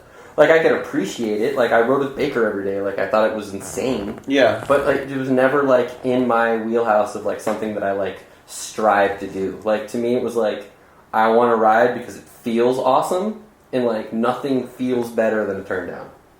To me. I like turn downs. You know, I mean, obviously, I've done fucking 10 million of them. So, of course, it feels good. Now, but don't you think it'd be cool if there was a contest where you're just like, let's just bring everybody up that's jumping bikes, and have a it's like, I do. Hey, you have a gyro on your dirt jumper, which it's like you're riding BMX. I'd be really interested to see, like, if there was if BMX could figure out how to get some money to do something like Dreamline again. Mm-hmm. It would be interesting to me to invite the dudes like Semenuk and Reader and, you know, like those fucking big bike dudes. Yeah. I would be interested to see if Semenuk could ride a 20. Doesn't he ride BMX? He does. I mean, he's fucking amazing. Yeah. I mean, you look at it in the Eddie's video. Yeah. He's got clips riding. I mean, you see him riding the Eddie's video and you're like, oh, you're riding BMX. Yeah. That's not mountain biking. But in mountain bike world, they're like, oh, fuck, it's crazy. And they don't, they call it 20. They don't call it BMX. Yeah. You know, like, so it's... But it's all BMX, and that's where I'm just saying, it's like this weird divide, like it's almost like taking over, like people call anything that has to do with dirt, it's just mountain biking now. Right. And BMX is from the dirt, you know? Yeah, I mean, they should, like, those Toyota triple challenges or something, they should just invite those dudes to that and see what happens. Like, I would love to see it. You know? And I think it would be good for... I think it'd be healthy for the scene eventually. Yeah. Now, I think there's going to be dudes that disagree, and I'd love to have conversations about it. But, like... I think that, like, it's so... And that shit's so weird, is, like... To me, there's, like, a whole separate side of the sport that is, like, contest dudes. Mm-hmm. And video dudes, and then the dudes that just ride. Like, we're basically talking about contests that are formulating our opinions on. But here's the thing: when you go to a skate park, when you go to trails, you see dudes on DJs. I'm in Vancouver, BC all the time. You see a dude. He's hanging out with BMXers. He's just riding that bike. Right. Can I stop calling you a mountain biker? Can I just call you a BMXer? So I'm just like, there's not some weird thing. Does it need a label? Everybody needs a label for something, right? I mean, that's the side. Yeah, enough with that. So, all right, I'm gonna look through some of these things. So you probably let's retouch kink just for a second. So I mean, we haven't even talked about any trips or teams, and I mean you're kind of on the Legends team of kink now, but you're probably the longest running member of kink. Dirty Dan has been on longer than I have. Really? Maybe. Really? He went on. So this is weird because it goes back to like my talk. Like I didn't ever like there was never a conversation where like you're on fucking kink, But I remember I had gotten some parts, and then I remember seeing Dirty on like a not Road Fools, but like a Megatour. Like one of the first Megatours Dirty was on, and I was like, oh, it's like another kid that's on kink. Well, he was obviously younger than me, but. Yeah, he was little then. But yeah, he was like 13 or something, 14, something crazy. Yeah, he was like you were like, this is the child prodigy coming up. Right. So I was like, holy fuck, Dirty's on the, So like, to me, if you went on a trip, you were on. Right? Like, that's a good way to think about it. Except you live so far away from everybody. Right. Lived in fucking Arizona, they were in upstate New York. They're like, Casey, we can't really fly him out. Trips, right.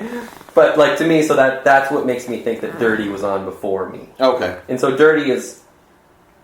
like even though through the like middle ground, I'll call it like, like he had a part in Chief Thrills, so maybe like, the jet lagged, safety first, that the new era of kink, so to speak. After the after the bludgeoning. Yeah, the restructuring shed. we'll leave that one alone. Yeah, so Dirty, like, had some physical problems in that time, but he was always... He was amazing. Getting product from kink, and he was never not a part of the family, Like, Jay would... I think it's Jay's favorite thing still to this day. Like, we did like, an old guy kink trip to Denver this summer. It was like... Did you guys make a video out of that? No, we didn't. Oh. We literally did. Daryl left his camera at home. I was actually thinking that. I was like... I thought there'd be a video of this. No, it was the best thing ever. Like it was like me, Daryl, James Steele, Aaron. James Steele's not even that old. No, but like Aaron Smith. But this is all like the same era. I know. Like Doyle couldn't make it because he just had like the heart stuff happening, and we were bummed. You did say Sexton. We stayed at Sexton's house. Tony couldn't make it because Tony Hamlin's a real man with a real job these days, union worker. Yeah. So he couldn't make it, but like the rest of us that could made it all went and stayed at Sean's, and we just rode bikes for fucking a week. That's fun. Like we didn't film, we didn't shoot photos, we like just dicked around like we would on trips without the pressure of like Daryl pointing a fucking camera at our face. But no fun gun. But back to the story is that like. I remember we're trying to leave this skate park in Colorado, and Jay's like, we gotta go back to the skate park. I forgot something. And I'm like, you didn't forget anything. Like, what do you mean we gotta go back to the skate park? We're trying to go somewhere else. And he's like, no, there's like, I got hit up on Instagram. There's like this kid that really wants to like say hi, and I like feel like we're across the street, like we gotta go say hi to this kid. And I'm like, okay, Jay, like...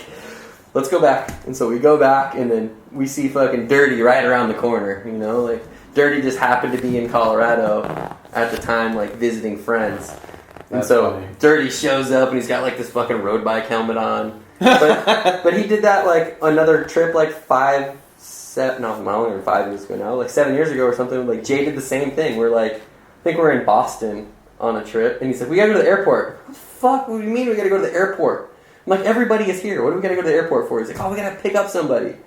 So we go to the airport and Dirty shows up. Like, he flew Dirty in for like a couple days of the trip. Like, Dirty was always involved, like, he's always been part of the family of kink. And Jay, and even with the new stuff, like, everybody that's been involved with kink is still part of the family. Yeah. Like, so, he's been on longer than me.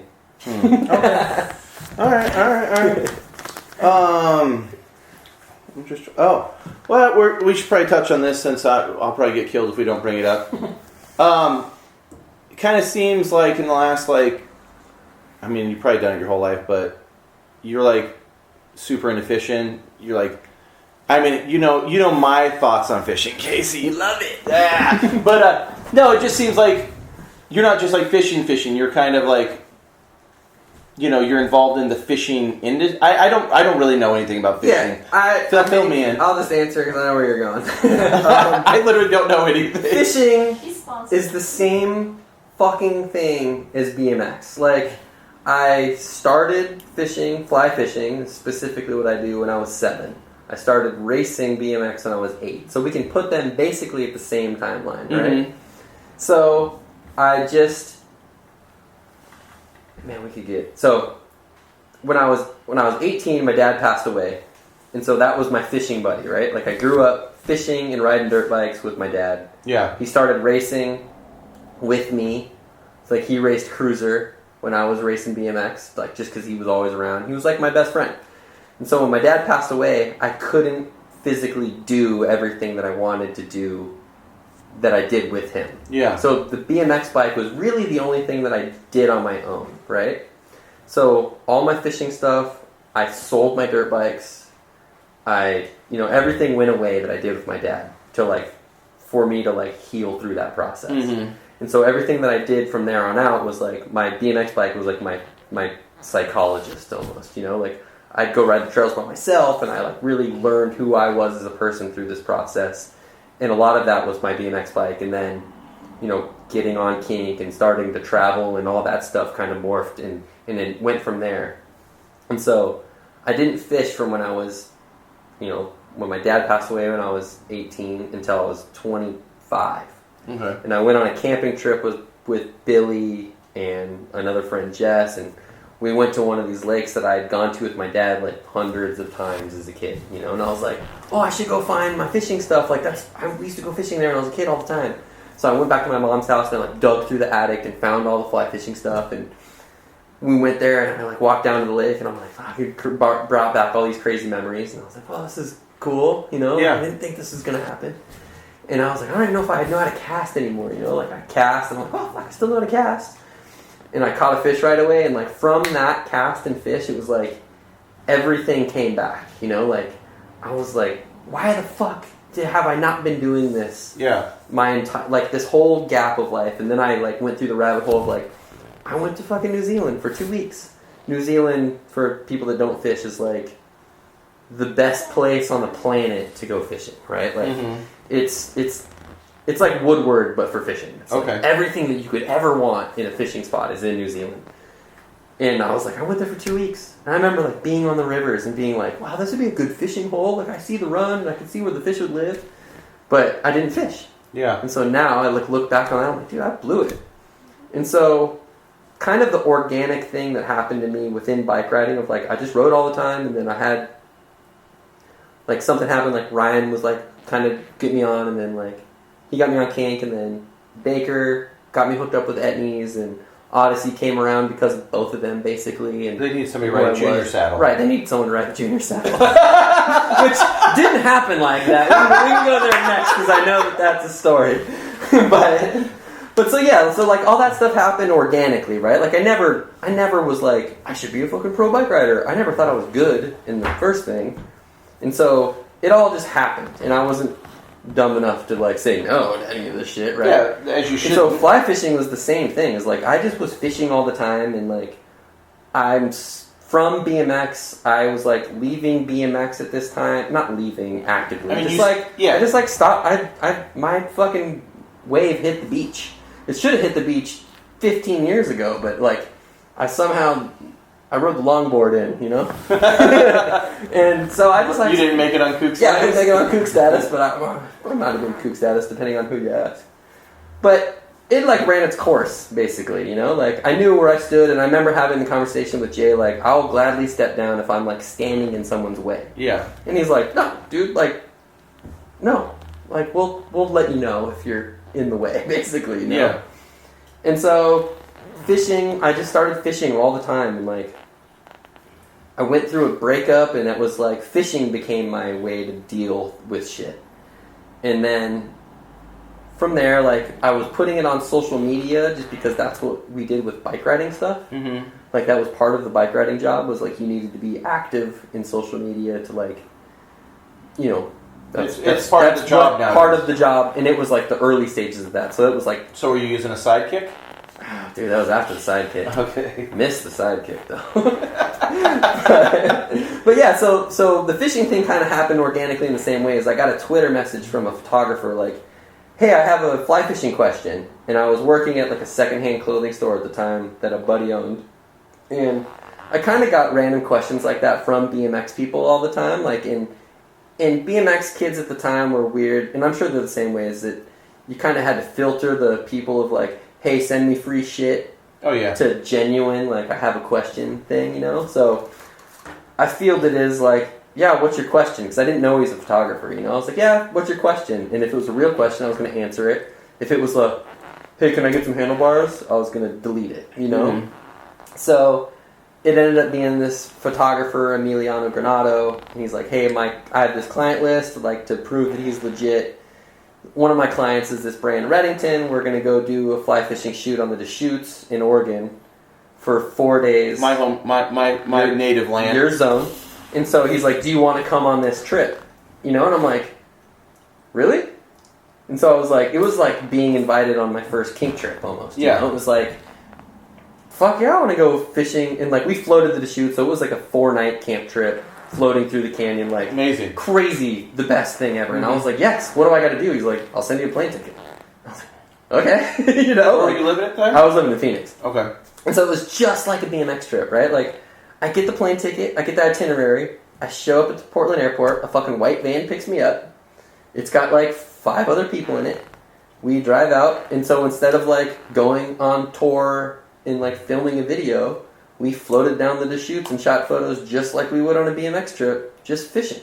Mm-hmm. And I was like, I come home and I was like tripping out about it, because I was like, that was really strangely weird, of the same world it was that like I familiar just weird? Came out of, right? Yeah. Or not just came out of, but it's like the same world just with a different means, you know? Like, and so I was like, but that was crazy. I got paid on that trip, right? So I'm like, wow. I got fucking paid to go on this trip. It was even crazier. I'm like, that will never happen again. I got paid to go fishing. And so almost a whole year went by, and then I get another email from someone that worked at Reddington like, hey, we got new product coming out. Can we fly you back to Oregon and we can go fish the Mackenzie and we can shoot all the new product on the Mackenzie? Mackenzie's another great river. And I was like, and again, I was like, fuck yeah. Like, yes, I want to go fish the Mackenzie. So I flew out to the Mackenzie. There was a new brand manager for the company that just came over from Adidas. And so Reddington at the time didn't have like a ambassador or, you know, like a sponsor list or whatever. You know, they were just a team, right? So they were just like a company that was doing stuff. And so I remember talking to Kirsten on the way to the Mackenzie, and she's like, so how did your stuff with BMX work? You know, like walk me through like the process. And I was like, well, this is how it worked for me. Like, we got incentive-based stuff where I got like, if we got a photo in a magazine, we get some money, and then we got like a travel budget, and then we got a salary, and we got signature product, and it was kind of like this stepping stone thing of how we went through the world.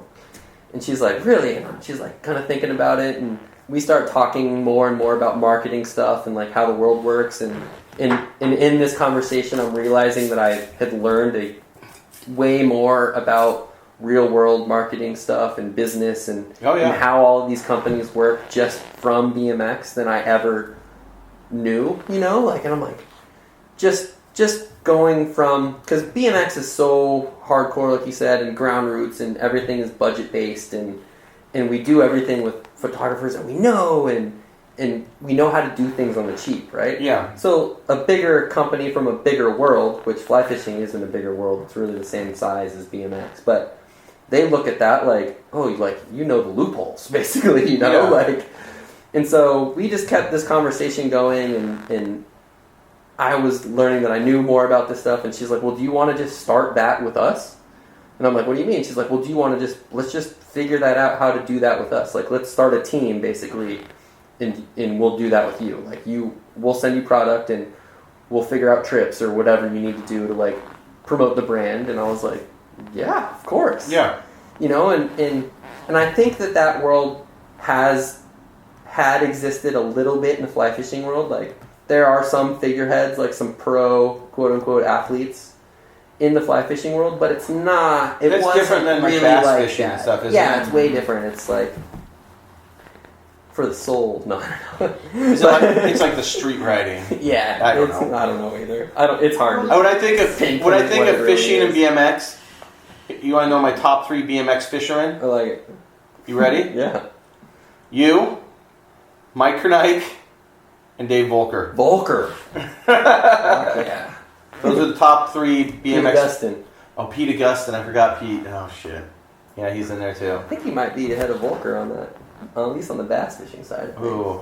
I don't know, Catches Volker. some big boys. But yeah, so I mean that all happened organically, and I was kind of the guinea pig with Reddington of like starting this. You know, like Reddington is a youth oriented company, and I was like this crossover person that brought a set of mindset from BMX and hopefully some people from a non-endemic world over to fly fishing. Yeah. That came with me, and they were marketing towards like this sub. You know, not obviously it's traditional worked. fly fishing. In our questions, there's tons of people asking about fishing stuff that are BMX And guys. I think that's like a happy accident. I think that like everybody at once was kind of what I did as a whole in our society, we're like realizing that being outside is fucking cool. Yeah, Instagram's made that right. I mean, like if you No, look, really, if you look at where I grew up in Central Oregon, Yeah. we have like the Painted Hills, Smith Rock, all this stuff literally minutes away from where I grew up. When I was little, they were like, "Hey, we're taking a Pay you to go there. if we're taking a field trip to the Painted Hills," I'd be like, or we're going to Smith Rock. You'd be like, "Why? It's just more rim rocks." And I was outside all the time. I love being outside, but you just didn't care. And now people will travel all over the world just to go to the Painted Hills, and you're like, No, it's the same. You're like- for me, like growing up in Arizona, like I couldn't have dreamt of a better place to grow up for that instance. You know, like Arizona is the most diverse landmass in the United States. It's thick fir coniferous forest all the way to sand, nothing below zero lake beds. You know, like and everything in between, from feet of snow to it hasn't rained in years. You know, like, and so the land masses in there are the same, but it's the same though. Like I remember with my dad, like my dad would like get us out hiking and whatever, you know, just being outside. I remember being like, why do I want to go walk around in the desert? Yeah. You know, like why? we'd go camping down by the Steens, and I'd be like, "Why are we here? It's just nothing, and there's mountains right there. Yeah. We're not even great." But now you look back and you're like, damn, that stuff was cool. Except for the horseflies. They are big and they suck, but and the mosquitoes in French Glen are brutal. I feel. Let's go over one more You want to do thing. junior seed or you want to do? Junior seed will come up in this. I think a few people asked junior Okay, seed. Hey, let's go over the Badger Bar cease and desist really quick. I have those. Because you had the Here. signature handlebar called the Badger Bar. Yeah. And you had an original sticker on it. So there's 2 different stickers for the Badger Bar. Oh, that's a good story. The second story no one knows either, except for Sebastian Keep knew about it. Well, can we have Can we have both of them? So the first sticker was I was in art school, and so I got to design the sticker for it. And so I wanted it to be like this classic collegiate look and I always thought that like college logos were cool, like good branding.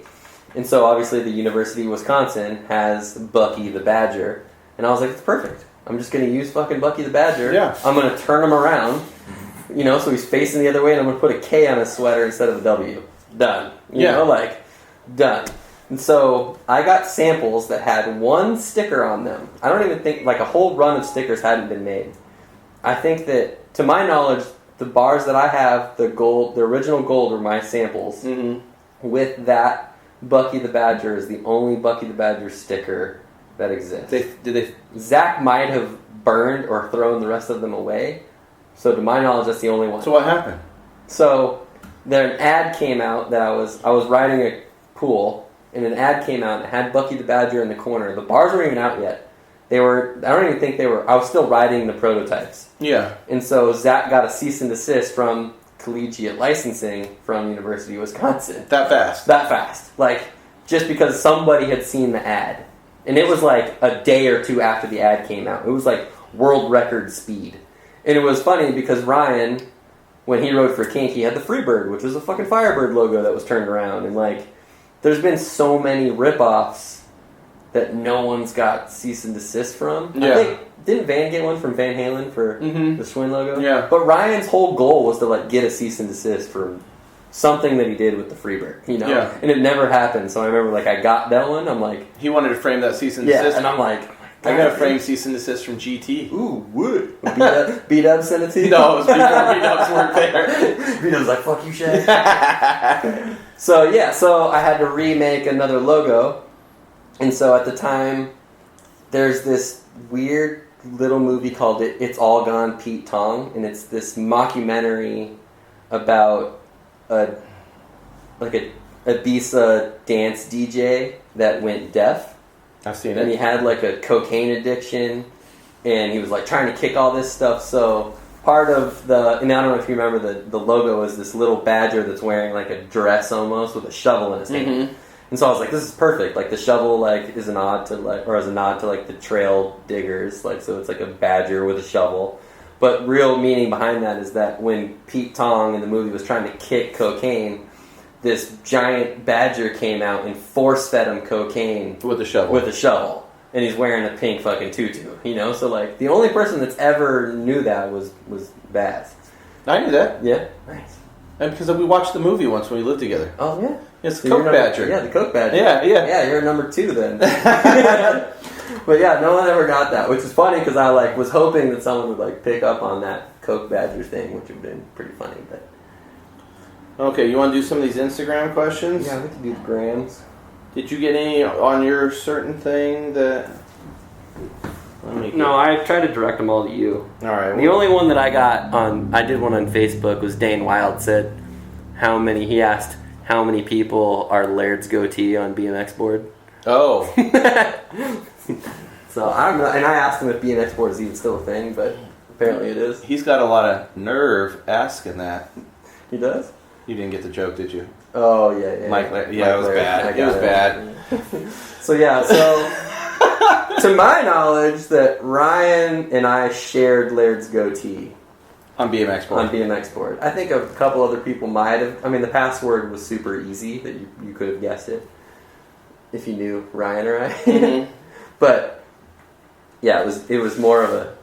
It was fun to fuck with people at first when, you know, BMX board. was BMX kinda board like, popped off for a at while. the time. It was popping off, and there was like some like pros that would dip in and I had an dip out. account for 2 and, like- weeks. Me and Walter Parenter had an account, and they kicked us off. They did, Yeah. but there was like, you know, there was some obvious like BMX board champions, like fucking Kyle Stark was in there talking shit to everybody. DBZ was a champion, wasn't it? DBZ was a champion. Dane was a champion. I remember I fucking hated Kyle first because he was just a fucking internet. To me, Kyle Stark was like the number one first place I didn't know who Kyle's... internet shit talker. Do I know who that is? I don't know. No. But if you're the first internet BMX troll, that's pretty good. Okay. Some of these I'll skip, some I'll go through. Of course, I'm going to just ask you one from Ken Maganelli. I'm sure a lot of people... What's the secret to a good X-Up? Or, he says, since it's Snakebite BMX, a cross-up. Baker loves this story. So I did X-ups pretty normal, as in like stay straight, do the X-up. Yeah. And then when I was 15, I broke my wrist, and I lost a bunch of movement in my wrist. And so X-ups at the time was like one of the only tricks that I could do. So I figured out that without hurting my wrist, I could move my bike to the side, Mm-hmm. and it would like, the X-ups just went farther. Yeah. You know, so that was like, it happened by an accident, really. Okay. You know, that's the only secret. And watch a lot of Christopher. Yeah. Somebody's... I don't think we're going to answer the fantasy football one. There's a fantasy football one? You want to answer the fantasy football I question? mean, I'm the champion. Tyler Cryan says your favorite fantasy football memory from the last 5 years. Minus you winning. Fantasy football. So my group of friends really just needed another reason to talk shit to each other. We started a fantasy football league. I think my favorite memory is just fucking talking shit to everybody with a reason that none of us cared about, which was football. Yeah. And now we all care about football. So I'm sorry. that's all right. I mean, I won like $1,000 one year. Oh, that's good. It paid rent. It was awesome. That's good. Magnum Force BMX wants to know why did people used to call you the laziest rider in BMX? Did people call you that? No, just fucking Adam22 called me that. Piece of Oh. shit. I don't know. That dude sucks. He was mad because... Adam was? Yeah. Oh, fucking. Because I think I had a video part come out that he wasn't impressed with, which I probably wasn't impressed with either. And he also likes to talk shit, so that's where it came from. Wow. I never really... If you were a mumble rapper. I should have been a mumble rapper. I should have got fake Rob, maybe. Oh, the fake... Yeah, I heard about that. I don't know. Yeah. I mean, at the same time, it goes back to, I didn't care about doing a bunch of tricks. I was also a full-time college student with a full-time job. Yeah, I don't think you're really that lazy. Yeah. Should have learned more tricks, I guess. Well, you probably still have more than Adam. I could have made the internet happy. You got more than just a double peg hop over. CV Josh wants to know what's your favorite Ryan Scher story, and what's the best part about moving from the terrible. Well, let's just do the Ryan Two-parter? one. We can do 2 parts. Let's just stick with the Ryan one first. Favorite Ryan story. Holy shit. When he jumped out of the apartment and almost broke his back. That's pretty good. God, there's so many stories that I don't know what I want to I'll just... So, PG-13 Ryan story, or... we both know Ryan. It's not non-PG-13. I think it'll be funny. Amelia, if you're listening, sorry. So Ryan met this girl at this bar, and he was like... Chopsticks? No, it was at Hungry Tiger. Oh, shit. Okay. She had a fucking Nintendo controller tattoo on her. Uh-huh. And so Ryan was just like, that's my fucking dream girl, Nintendo controller. You know? And Ryan's just that person, that's it. That's the one that I want.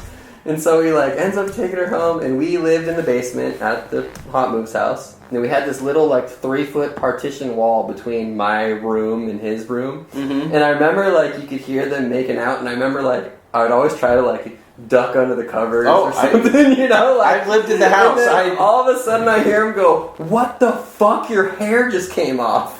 What? And he grabbed her hair he was gonna fucking grab her hair, and she was wearing a wig, just fucking ripped. And I remember, and she's like, and she just bolted out of the house, What? And I was and he was but she didn't leave. She just stayed upstairs, right? And he's like, that's worse because all the dudes are probably just staring at her. Right. And so he's like, and we were like, I think this fucking chick's homeless, she wouldn't leave, but she was super embarrassed because he took the fucking wig off, and he was like, what do I do right now? I gotta get this chick out of here. He's like, I don't fucking want her here. Now he's in his head, there's she's gonna fucking steal all our shit, dude. We gotta stay up. We had shit to steal in that house. There was laptops. There was laptops. But that was the fucking... Oh, wait. I remember, trying not to laugh super hard because it was awkward. They were, trying to have sex or something. I don't know. They were making out and the fucking wig came off. Hey, when I lived on the couch upstairs, he had about a crack in his door that was 6 inches that the cat could go under, and you could hear everything. Okay. And then CV Josh wants to know what's the best part of moving from the terrible heat to perpetual rain. Let's let everybody know that it never stops raining in Oregon. We're just going to keep everybody with that story. Mm-hmm, yeah. It's raining right now. Definitely sucks here. It's 40 degrees. California, it sucks here. Don't. Yeah. No, I mean, I was just trying to figure out how to live in 70-degree weather, and I had to pick a side. So the fishing's a lot better here. Is it? Yeah, I think so. I mean, I've went fishing here, but that was when I was 9. There's a lot more fucking people that fish here, though. That sucks. Okay, let's roll down. These Bastion Gray wants to know what was the hardest trick for you to learn and why. And we kind of covered on what got you stoked on fishing already. So what's the hardest trick for you to learn? I can probably guess. I can guess. What's your guess? Tail whip. Yeah. Yeah. Fucking trick. Dude, I've landed 2 and I broke my ankle the next day and I've never done one since. The fucking trick. Tail whip was weird. It was the only one of the tricks that I like thought that I needed to learn. It's fucking cool. It is fucking cool. And like people like Tosh make them look especially fucking hold it awesome. if you grew up riding in the 80s and 90s, Yeah. it's even cooler. That was like the pedestal. Like if you could fucking tail whip. Yeah, nowadays it's like learning necks up. Right. But when you grow up riding in the 80s and 90s, Yeah. it's like if you can tail whip. And I remember Baker could fucking tail whip anything that he wanted, and I rode with Baker every day, and I'm like, I just don't understand how it's that easy. And he's like, it's seriously that easy. You kick your bike, and it comes back. It has to come back around. Bullshit. And I'm like, no, it doesn't. I've tried. It stops backwards, and I fucking die. And then we thankfully Chandler built the best fly out on the planet with a landing, and yeah. and remember Frank Parks and I learned them on Christmas Day, the same time. And then my whole goal was that I wanted to tail up a dirt jump, and then I could be done. I don't even want to talk about tail whips. Take this out. That was like when he posted it. It was like the first time I saw like a trick he did, and I was like, "Holy shit, he actually does cool tricks." Kayla, I'm not taking that out. I literally saw that photo, and I wasn't with him that day, and I was like, "Whoa! Like, since when did you get good?" So just so everybody knows, that was Casey's fiance, and the first time she saw a picture of him doing a tail whip, she was amazed he did a trick. Kayla didn't even know that I rode bikes for the first. I did. few I months, found him because of fishing, and then Frank Parks was like, because we did long distance. I'm so sorry. No, it doesn't matter. We're just talking. You can talk louder so they can hear you. So I met him through Ty Crying. He's my best friend from Minnesota, and so, anyways, long story short, Frank Parks was living with Casey, and Casey was working when I went to visit him long distance. And we're sitting in the backyard, and I didn't have a car, and I'm just in Arizona, never been there before, and I'm just like, holy shit, it's 100 degrees warmer than it is where I'm from right now. And Frank was like, what are you going to do today? Blah, blah. I was like, nothing. He's like, so how'd you meet Casey? And I was like, oh, through fishing. He's like, fishing? He's like, you know that he like rides BMX, right? He's like, and he like was geeking out on Casey, like, I can't even believe I live with him, and they're like pulling him up on the internet, and I'm like, what the fuck? Like this, I was kind of freaked out a little bit because he was like fanboying Casey. Sorry, Frank, but it was cute looking back, but I had no idea he rode bikes or anything. I mean, I knew he had a little kid's bike, but that's all I knew. Oh, the little kid. I'm just kidding. I just saw Shad's brain melt. No, I just It's fine. I just started shit to him. So for the record, Shad hates when they're called little kids. I hate it when they're called You're little the one who kids. taught me that. Yeah, I call it that all the time. I hate it. It's like my Portland passive aggressive. I hate it. Okay. Rubio rides. Oh, he's got. We'll do these 2 questions. I don't really care. Rubio rides BMX wants to know the best trails you've ever ridden.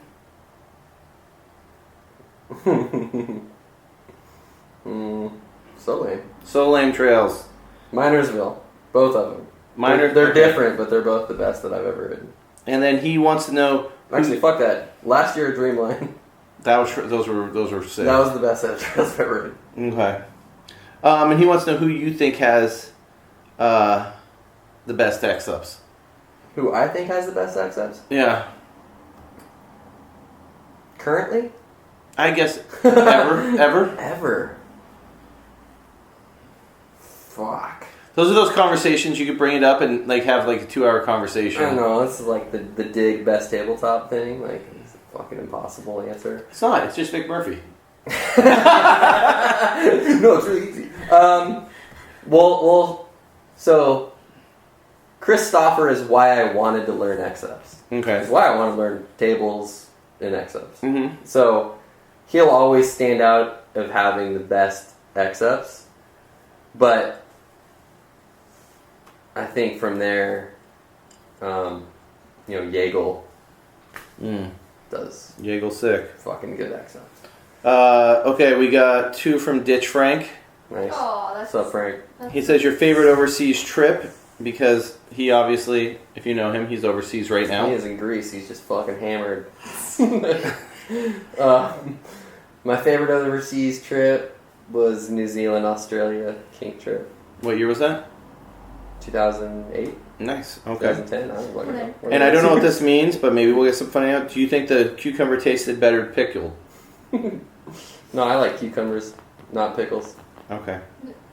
I don't know. Bauer wants to know if you had to commute to work in Los Angeles, what would be your mode of transportation? So I had an internship at Odyssey, and Bauer was my boss, and I lived with Bauer and Sharon. Thank you.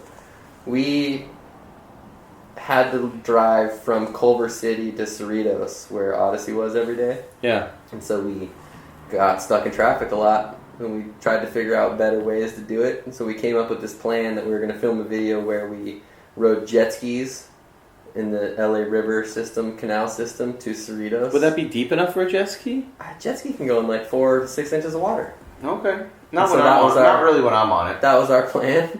And I'm fucking so bummed we never did that. Paul and I still have a thing. I think I just have this underlying obsession with jet skis. You should. They're amazing. Jet skis. Because I have all these plans, like in the fishing world, I think We that... want one for fishing. Yeah, I want a jet ski that I can put oarlocks on and run up a river, because there's no rules on most of the rivers. You get a jet ski, and you're if you're on a jet ski, you're the happiest person on the face of the planet right then. And then Paul and I have talked about doing a jet ski Columbia River trip where you put a bike rack on it and you I'm in. Astoria. I'm in. Like, you can hit all the skate parks, Oregon City, just from the jet ski and a bike rack. Let's do it. I want to do that. That would be. I think it'd be one of those things though, is that we would like ride the jet ski to the skate park, and we'd get to the skate park and be like, I bet you can I'm gonna go back on the jet ski. I bet you can get Pit Bike for the sponsor it. Oh yeah, Pit Bike. Evan Band Nick 616 wants to know the best grotto trails moment.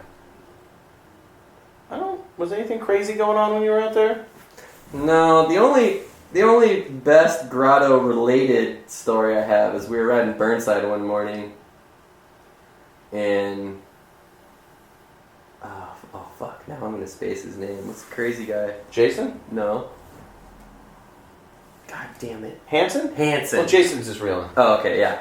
So we're leaving Burnside one morning, and Hanson's like coming at us with the fucking crazy eyes, you know, like in the parking lot. And he's like running after us like he's gonna fight us. We're not really sure. And he's yelling at us, and he's like chasing us out of the skate park basically, and he runs into a parked car, you know, like fully just fucking hits the parked car, falls backwards, gets up, and I'm like, oh, now he's really gonna kill us, you know, like, and then he's like, go dig at the fucking grotto, like yelling at us to dig at the grotto when I had literally just redid every jump in the line like the week before. And I'm like, well, you obviously haven't even been to the fucking grotto. Like,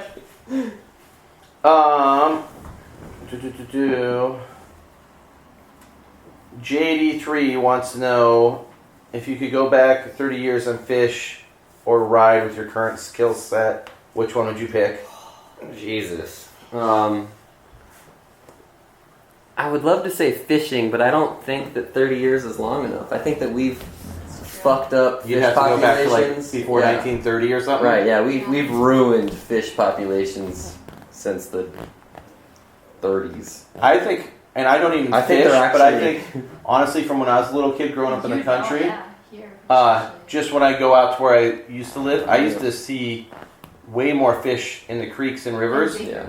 And I don't see them. I don't see lots of animals that I saw. No, you know? steelhead are almost extinct. Yeah, my parents were. That's salmon, right? It's a rainbow trout. trout that runs okay, I don't. They go to the ocean, so you can Okay, see well, I don't know anything about fishing. I just know my parents all fished. And they were kind of disappointed I never wanted to fish. So I guess I would say BMX. But it's weird because I don't really... 30 years for a dude our age, it's like you're almost... Like, to me, I'm like, I've ridden longer than 30 years. Yeah, I haven't ridden longer But with than 30. your I've ridden skill set. close to, but with your skill set? Exactly. Like, if I was 18, 30 years before I was 18... Oh, you... Is that the... Yeah. Is that the move? But that might even... Then I would have been like... I still don't think that I would have been like like those What? dudes, like Blyther, like were still way better than I would have been. It's like, like dudes in BMX have been really right. good. That's what So I'm 30 thinking, years, like, you were 18 in 2000. right. So you go, that'll put you at 80. So you would have been better, but about 84 is where dudes doing 9 Yeah, I foot. still would have been a fucking mediocre pro biker. I mean, you'd been going to a pipeline contest, and Dominguez would have been like 14. There's no fucking, Dominguez would have been 14, have been airing 8 feet, I would have been getting to coping. Out of like some 15-foot bowl. Right. I would have been like, fucking carve them below the coping. That's the thing, sometimes people don't understand in BMX. It's like, those dudes back then We're fucked. were insane. Yeah. Like, and to add to that, like, I don't think I would change when I was, because bike riding wasn't about like being good to me, it was like about all the friends. yeah. So I wouldn't want to change my friend upbringing and who I got to hang out with. And you wouldn't want to have forks without a one-piece machine steer tube. No, I would have fucking died. I remember breaking head tubes off of bikes when they were good. Well, So- the forks when they're crowned, when they're what?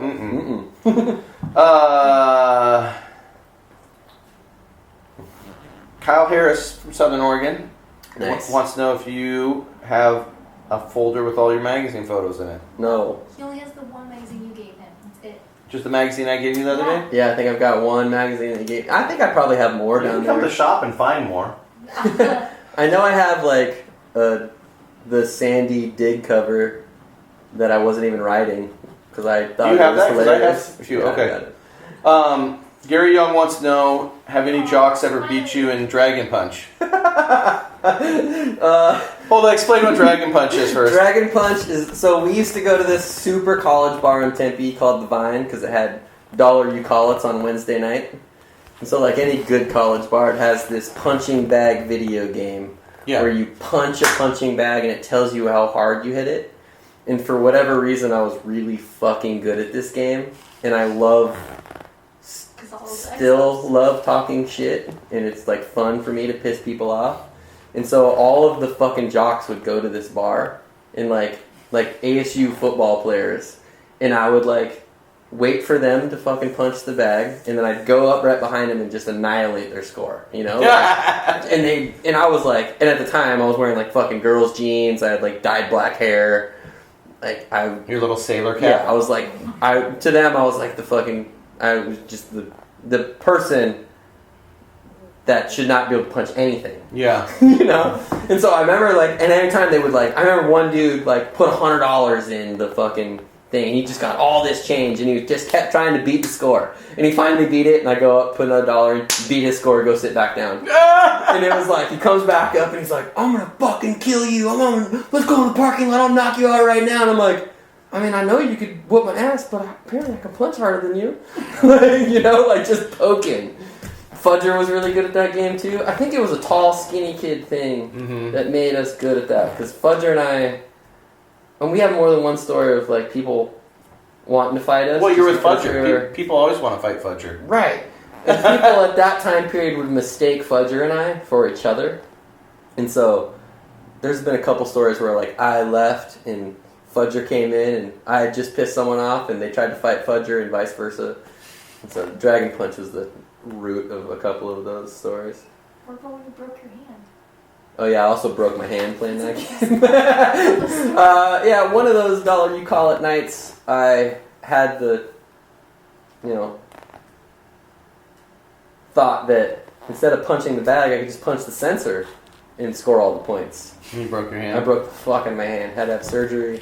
Didn't you lie to your mom? Yeah, I lied to my mom. Sorry, Mom. I don't think you listen to this, but I told her that I crashed on a curve wall ride and punched the wall, which is a thing. You missed the knuckles like that one? No, it's fine. Oh. But doesn't count. Kayla already kind of answered her question by, we kind of went over your question already. How you didn't know you were dating a pro. Yeah. Where's all that money? That pro let's money? define pro money. we already went over that. It's called a dirt chopper. That's the pro. Right.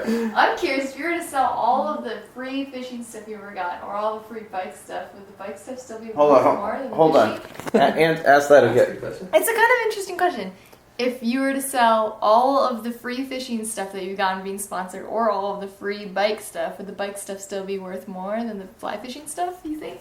as a whole, Everything. or everything that I've ever gotten from each side? I don't know. That's a lot. 'Cause that's all- 'cause I rode bikes longer, so right. that doesn't make it equivalent. So try to make it somewhat at least a base equivalent. Obviously, currently, the fishing would be more. I know that. But. Yeah, I think that's the difference. Is that like I got one bike a year because I wasn't the person that asked for a bunch of stuff. You aren't with fishing either. Right. But fishing stuff, you don't need more, but we need more. Like I needed one bike. I need 5 fly rods. You know, like so. I think it's pretty even though, because 5. Or actually, no. Fishing stuff is worth more than bike riding stuff. Yeah. Because a rod setup, like rod, reel, line, is $1,000, which is about like what a Yeah, it's real. it's about what like crazy. a bike It's a would rich cost. man's Yeah. sport. All right. Ramble Tamble 69 wants to know how long you rode for in 2003 with a cast. Just 2003, probably the whole year. I don't know. I had this bad luck streak of I broke my wrist a lot, and then I broke my ankle a lot. So the wrist cast was, I think I was in a bunch of videos with a cast, like some props, and I rode a few contests with a cast, and I broke my scaphoid. So if anyone knows what the scaphoid is, it's the hardest bone to heal. I thought it was a navicular. Or is that one It's right? the same bone, yeah. Oh, okay, that's one. Okay.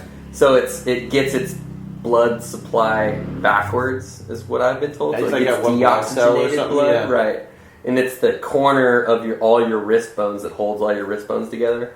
I broke it in half, and so I rode with a cast on because I didn't know how to do anything other than ride a BMX bike. And so I went fucking batshit crazy. My dad was like, "Just go ride your bike," you know, like Yeah. So it just never healed. So I rode with the cast for. I've heard of people having More to than get a those year. cut out and have plastic ones Right, put in and yeah. stuff. Yeah, DMC's fused his wrists because of that. Yeah. Yeah. Boyd wanted to know best basement crew story, which was kind of Ryan pulling the wig off of the girl. I mean, maybe. There's so many. There's Yeah. so many stories. I'll say my best basement crew story that relates to Boyd is that when Sam came to town, him and Jess bought me a flashlight because the basement had like no lights in it for a while. Mm-hmm. And so Boyd dated this girl for almost the whole summer one time. But every time that he would like start to have like get her naked, I would turn the flashlight on just to fuck with her. Like not that I was like trying to, because we lived like I could see them, but I would like hear where like when she like, because you fucking hear anything, you know, so I could like hear when she was like taking clothes off. So I just turned it on. She'd get super embarrassed. So that was my fun. It was just fucking with Boyd. That was my best. I just remember I had a dresser downstairs. And you had to I go just down there and use your dresser. I just had a dresser and the couch upstairs, and I'd go down. Sometimes I'd go downstairs and like a random girl from somebody would still be there, but they went to work, and I'd be like in my underwear, and I'd be like, oh, there's someone here. And to add to this is the time period when American Apparel was super cool and everyone had American Apparel stuff. Shad had the purple American Apparel fucking whitey tighties, and we had a white leather couch, and you could hear him get off the couch in the morning. It was like It was middle of summer, it'd be like 90 degrees. That's why I need leather couches. Yeah. No, I'd be stuck to it. It I think hurts this is actually good. This picking is up good because it from relates to sometimes. old kink stories. Like Rob Tibbs and Putt came in town one time, and Tibbs had this thing where he'd get drunk and he'd pee in closets, like Oh because my he God, just why thought do it some was. people do that? He just thought it was the bathroom. I don't know. So he went into Ryan's room, which was close to the bathroom. You Mhm. know, like right next to the bathroom, and he pissed in the closet, which coincidentally was right above my bed. Oh no. And so I wake up in the morning and there's like a fucking, luckily it wasn't on my bed, but it was a huge puddle next to my bed. And so I wake up like, did I piss down here? And I go upstairs and Tibbs is like in the closet, like you can see him like wiping stuff, and I'm like, what happened? He's like, dude, I fucking pissed in the closet. And I was like, motherfucker. And I like walk downstairs, I'm like, that's you almost pissed on me. That's a pretty good one. Adam Baker wants to know, he wants you to compare or contrast art fishing and BMX together. Come on, Baker, with the smart guy questions. That's a big question. Fuck. They're all. We'll just go super. This is not the answer that he's gonna want to hear, but they're all creative outlets. Honestly, you get. To me, it's a mindset thing, right? Like, you get put in a mindset to go ride, or you're by yourself, or you did. Riding to me is so much different than it used to be. Like, now riding is like a social thing. Like, I go to have Deck time. fun and dick around with my friends and talk about we're used to goods. Not dick time, deck time. You're sitting on the deck, not dick time. But art's like you get in a mind space to create art. Yeah. I like dick time too. Fishing's the same. It's all shit that you can do by yourself, and it's like peace of mind, life settling things. Sorry, Baker. If you really want to know, we've already talked about it. James Vandekamp wants to know why you left Arizona, but we kind of covered that, I feel like. Me. James, why'd you leave Canada? Yeah, why'd you leave Canada, James? He barely left Canada. Moving to Bellingham, leaving Canada? Yeah. I rode today, which is the Hallahans. Yeah. They want to, said they got stoked on fishing. Should we learn to fly fish now or wait till we're older? Ooh, that's a good question. You should totally do it now. It's Kayla's interview.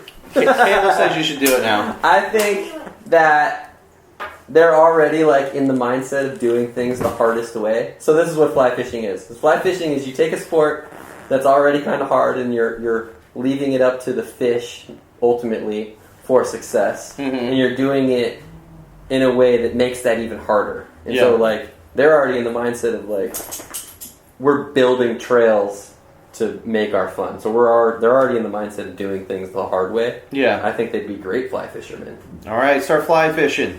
I learned when I was 7. So Big Hallahan fans over here. I love those kids. Yeah, they're dope.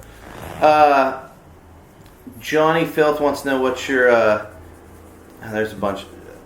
I'm going to skip some of these double questions, so I'm just going to hit singles because there's a lot. Yeah. But what's your favorite BMX video of all time, past or present?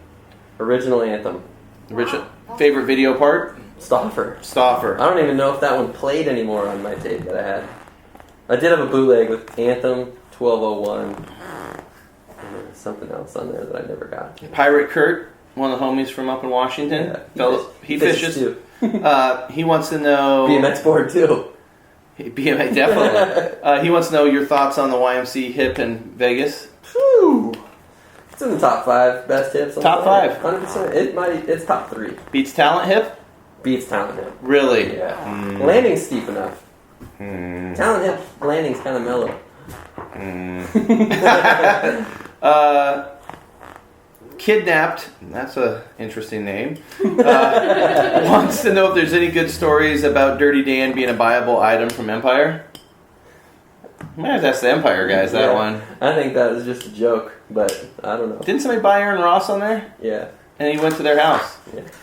All right. Tom likes to fuck with people. That's probably the He real definitely answer.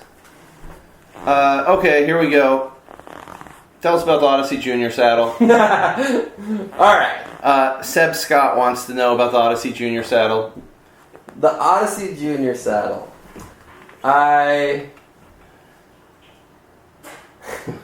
So, I wasn't even on Odyssey. I was just riding for kink. I went to the bike shop. I kept getting stabbed in the back of my calf with seats doing turndowns. And so I was looking for a smaller... Can I guess what seat you had? Can I guess? You had a GT drop nose. That's the king of stabbing you in the leg. Now, people will get pissed at me about me saying that. Yeah. That motherfucker will kill you. That seat was cool, though. It looks cool. It'll kill you if you don't do it. And if you don't do a turn down properly, you will suffer. And so I went to Gordy's, which is the bike shop in Phoenix that everyone went to, and they had like a bin of cheap seats, and it was full of junior saddles, right? And I was like, dude, this is the perfect seat. It's small, it's out of the way, it's whatever, and so I put it on my bike, and I rode it from there, and then I got on Odyssey, and Bauer was like, I'll give you every fucking junior saddle ever, because no one rides these things. Now, the junior was the padded one, the senior was the plastic, right? No, junior was the smallest, senior was like the step between a regular seat and the gym. No, the only difference was one was padded and one was plastic. They both had pads. No. Okay. I think. No. You're wrong. Okay. Bike shop guy over here. Bike shop guy. But yeah, so that was cool. And then I think like LeVan put one on, and then I think they kind of caught on. Yeah, dudes were riding them. Yeah. I had a really ugly signature one. The Mexican blanket? No, that This one. No, the original one was seafoam green and orange. Oh yeah, I like that one. Yeah, Seafoam was hot. Seafoam was hot. These on the trash. I just had to hide them from Airbnb. Tony Phantom Legs wants to know what it feels like to slay the trout and click the turn downs, I'm assuming. And he's asking for a friend. I mean, we can't. What's it like? I don't know. It's cool. All right. Lots of people commenting on the photo of you airing at that being Spencer's old apartment. Oh, we just walked by that apartment. Yeah. Spencer says he's gonna have the jam this year. You're gonna have to make the quarter pipe taller because the stairs got bigger. The stairs are bigger. I know. I'm gonna be out of town too. Damn it. Yeah, I think we ran through all the questions. Feel like we're missing anything? Anything we need to touch on? No. I think that was 3 hours of. We're 2:19. It goes fast. Anybody you want to thank or anything? I mean, yeah, I'd like to thank my mom, my dad, for letting me do this shit my whole life. And Kink and Odyssey and Etnies and Ryan, Adam, everyone that we've talked about, because let's be real, I wasn't the best bike rider, but thank God I made friends with you guys. Not me. I'm just hanging out. All right. All right. Well, hey, thanks for listening, everybody. And, yeah, see ya.